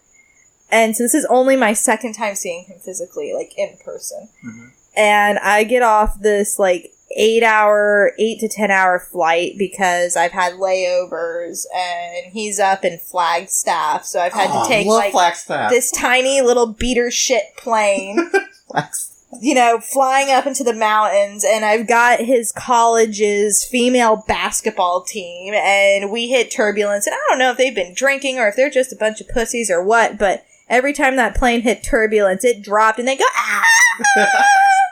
And I'm sitting here thinking, it's not that, I don't know. Should I be freaked out? I don't know if I should be freaked out, but all your screaming's starting to make me nervous over here. Can you just be quiet? I guess it was kind of visible. The guy sitting next to me was like, do you want to stick a gum? And I'm like, yeah, I can't hurt. I can't hurt. And so it's 11 p.m. when when we land, and and he's in the terminal, and he, we do like this like awkward like hug thing. Because it's only our second time seeing each other. I mean, we weren't chased the first weekend, but still. Yeah. It kind of almost like resets itself. Because I had gotten really nervous. I had a lot of time on those flights and my layovers to think about the next 2 weeks, and was this going to be great? Because it could be great, or it could be shit, or I could like find myself stranded in the middle of Las Vegas, because we had plans to go to Las Vegas. Mm-hmm. I don't know. Maybe he now he's deciding to kill me. I don't know. And we get there, and like I said, we do our whole awkward hug thing. He leads me out to this car, which for some reason I had always imagined as like a green beat up Camry. It wasn't. It was a very, very nice car. I was surprised for a college student to have that car, which I guess he had actually bought when his fiance dumped him. Oh, the year prior. Okay. Well, actually, she didn't dump him. She gave his best friend a blowy. Well, So that kind of threw a wrench in the life. I think that might happen with me. I can't confirm it. It was kind of like one of those situations like... You're pretty sure it happened. I'm pretty sure you're begging my friend. Pretty sure you're an awful human being. Yeah. So that was kind of like his, like, I'm depressed, I'm just going to spend all this money in something I don't even really need. So we get in his car and we go back to his apartment, and he's like, I want to show you something. And I'm like, oh, great. We're just jumping right into it here. I want to show you something. And, he leads me into his room, and he has, it's very nice. There's nice candles. He's clearly vacuumed. You can see the vacuum tracks all over the carpet, and he has written out in rose petals, I love you. And he's holding another, like, bouquet of roses, and he's like, I love you. I didn't know what to say, so I just hugged him, and as he was hugging me, I'm just like, that's nice. Oh my god. He's like, maybe I should kill her. Right? He's like, right? Maybe I should kill her. No, what my parents were actually afraid of since I was in Arizona was that I'd get sold south to the sex trade. That was actually their fear. The Colombians. Okay, we'll sell you to Colombians.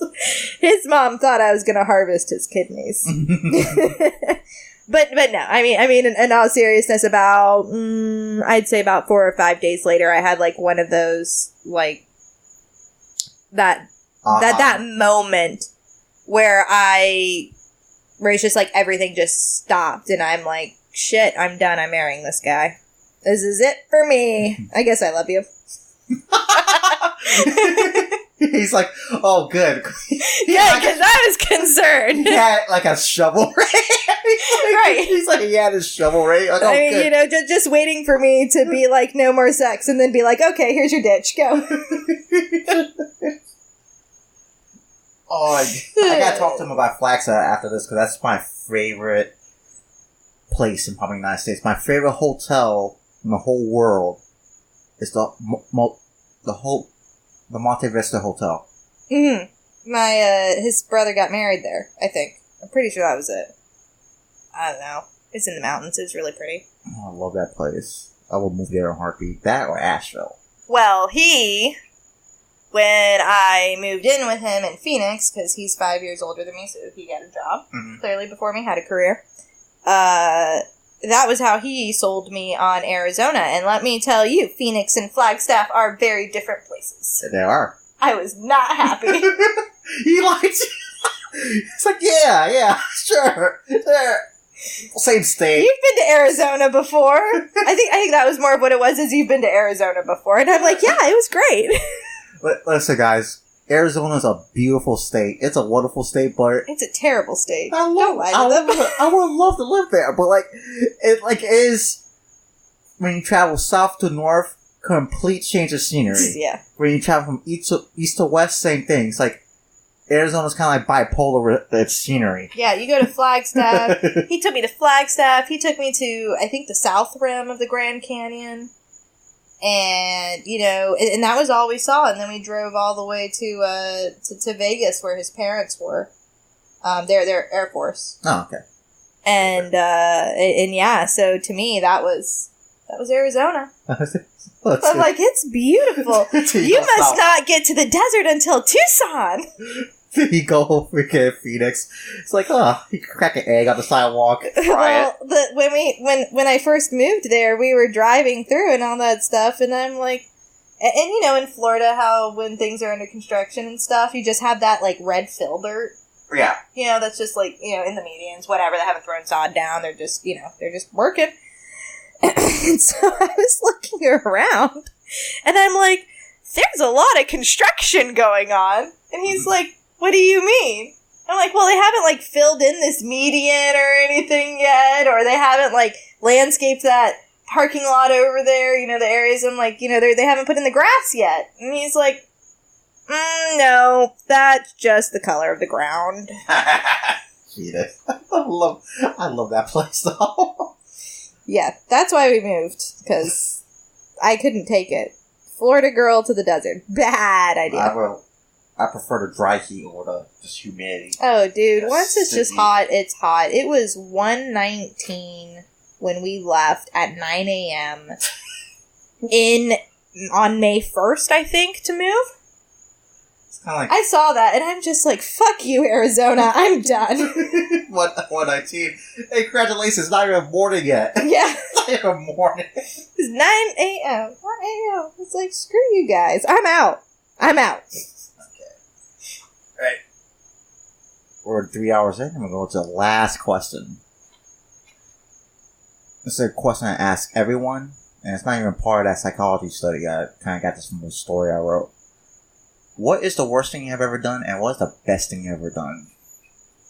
Ooh. Those are basically two questions. Worst thing I've ever done. Well, the best thing I've ever done was say yes to my husband. Mm-hmm. Or told him I loved him. I'm not sure, you know. Whatever sealed that deal. Probably the worst thing I've ever done. I mean, there are a lot of things I'm not proud of. That's, you know, I'm not a person that sees things in black and white. I see the world in shades of gray. You know, once again, maybe it has to do with my past. Or maybe it's just because I don't really want to actually feel like I've, you know, like, this was the worst thing I've done. I tend to, you know, I have to view everything in context. Like, probably the worst thing I've ever done is capitulating to my instructor. Well, that's something. But then, like I said, that's, you know, taken out of context, that's not... it's like, kind of like its own deal. Well, it's kind of like what you said. Like, people say that, like, don't blame yourself, but... You do it. It happens.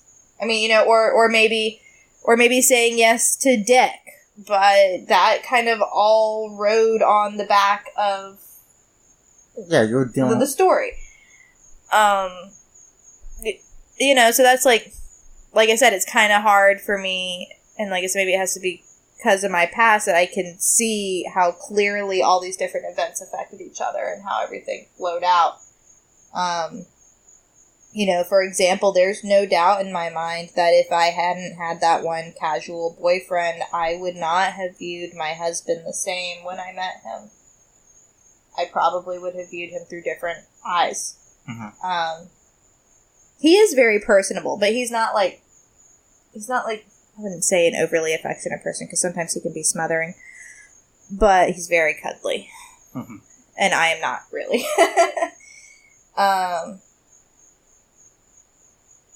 He doesn't verbalize a lot of his emotions, I guess is what I'm saying. And so if I didn't have the confidence from the casual relationship, I probably would have felt like he didn't actually like me and would have moved on a lot sooner. So basically, sooner. Like, it was a big learning lesson. Right. But that also, the fact that I was ever even in that casual relationship also rode on the back of Dick, which rode on the back of the rape. And before that, I was younger than 12, so I don't think there are very few things you can do when you're that age that are, seriously, like, that is the worst thing I've ever done. I stole an eraser in the first grade. I do remember that. I remember that. It was a pony eraser. I really wanted it. And I took it home, and I felt so bad. But, I don't know. I've never really done anything that I feel has dramatically hurt somebody. That's always a good thing. That's most of everything that I've ever done that I would even consider the worst were things that hurt me, which I don't. I only view, like, the worst thing I've ever done is how did it affect other people around me. And, that's one of the reasons why I didn't tell my parents. I didn't want them to deal with the guilt. There was nothing they could have done. What's the best thing you ever done? Say yes to my husband. Yeah? Yeah, that was a pretty sweet deal. That's a pretty... Yay. Yay, me. Yay, that worked out. I made a good decision. I made a good decision.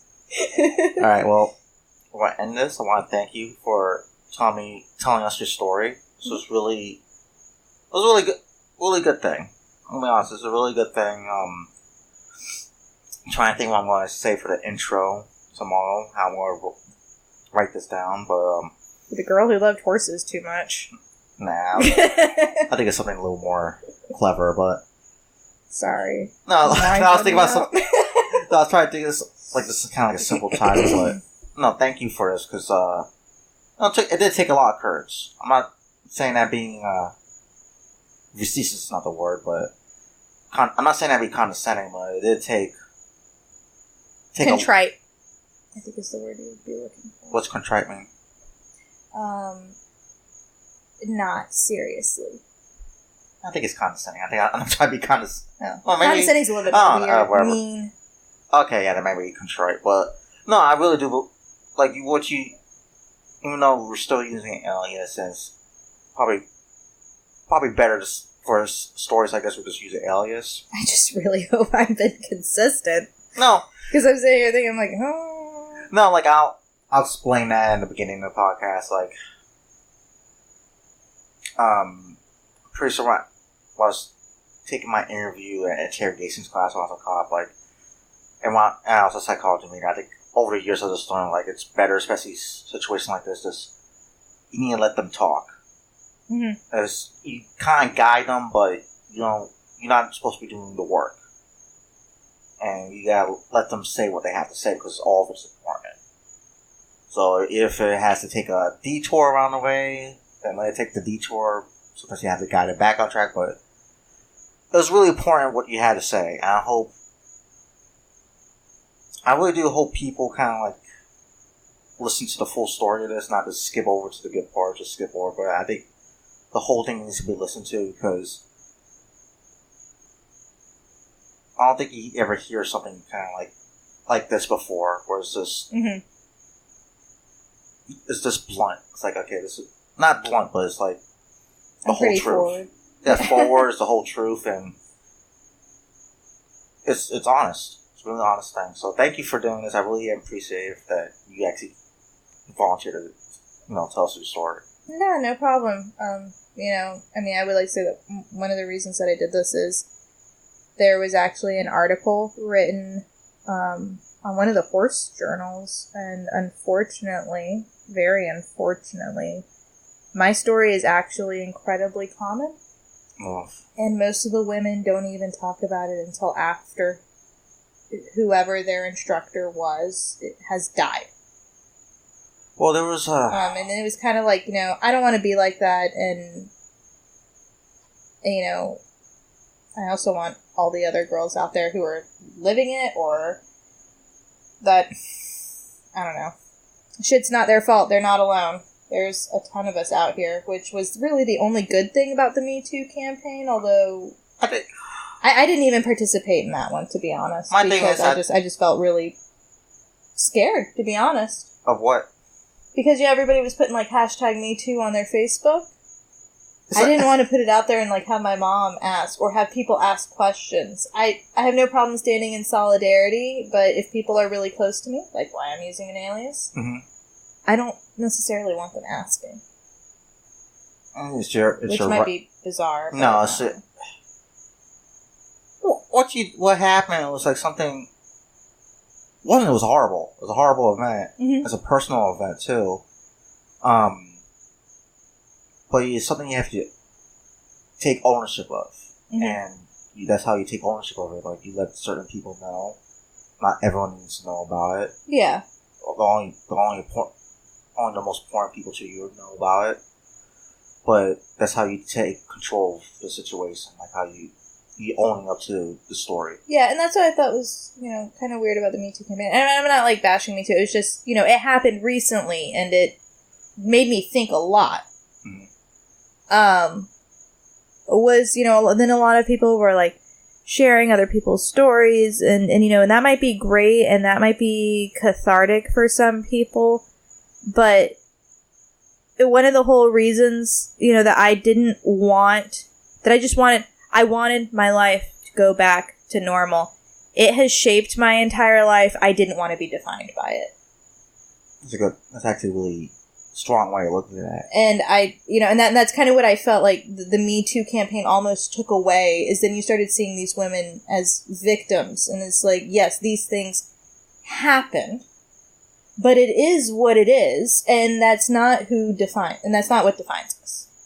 We live whatever lives we choose to live, and yeah, they might have taken detours because of it, but look, it happened because I was into horses, and guess what? It did not kill the horse thing. That's good. That's good. Obviously, they kill it. So that happened, but it probably did not, as far as, like, my career-wise, at least, when it did not dramatically alter my life in that way. Personal relationships, yeah, of course it impacted that. Yeah. I mean, like I said, from sexual promiscuity to, to how I relate to my husband. Of course, there was a lot of damage and scarring, and that was why my husband even got the story to begin with. There were issues. There were some, I wouldn't quite describe it as PTSD, but there were PTSD-like episodes. Of course. Yeah. He laid in bed and told me to kiss him. He said, kiss me. And it's like, fuck no. Been down that road before, not doing it again. And, and that was kind of one of those things that we had to go, or I had to tell him, I'm like, you cannot say that to me. That is just like one of, you've heard me say the phrase a lot. That is a very pivotal phrase for me. Yeah, it's I don't want to say the word trigger, because that's pretty much what it is. Yeah, but I'm afraid to use that word's word. been trivialized. Yeah, it's like... The word's been trivialized, yeah. Somebody's... Well, but it's legit. Yeah, it's a legitimate term, and these freaking crazy people use it like, you can't say that because you're going to trigger someone. Shut the hell up. Right? Alright, well, thank you. Let's end this now, and what time is it? I don't know, late. Ooh, it's 11. Woo! Last time I looked at my clock, it was 9. Alright, we'll end it now. Alright, guys. Wouldn't be surprised.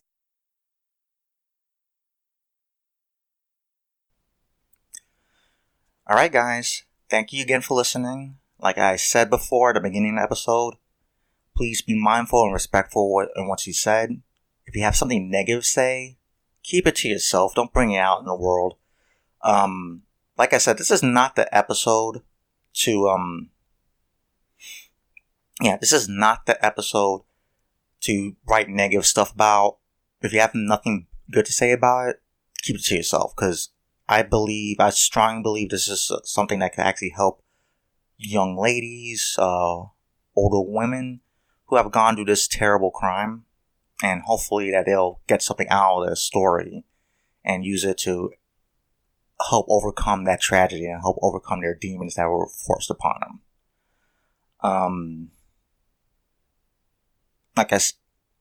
I used to be I'm an ex-cop, and just to tell you guys,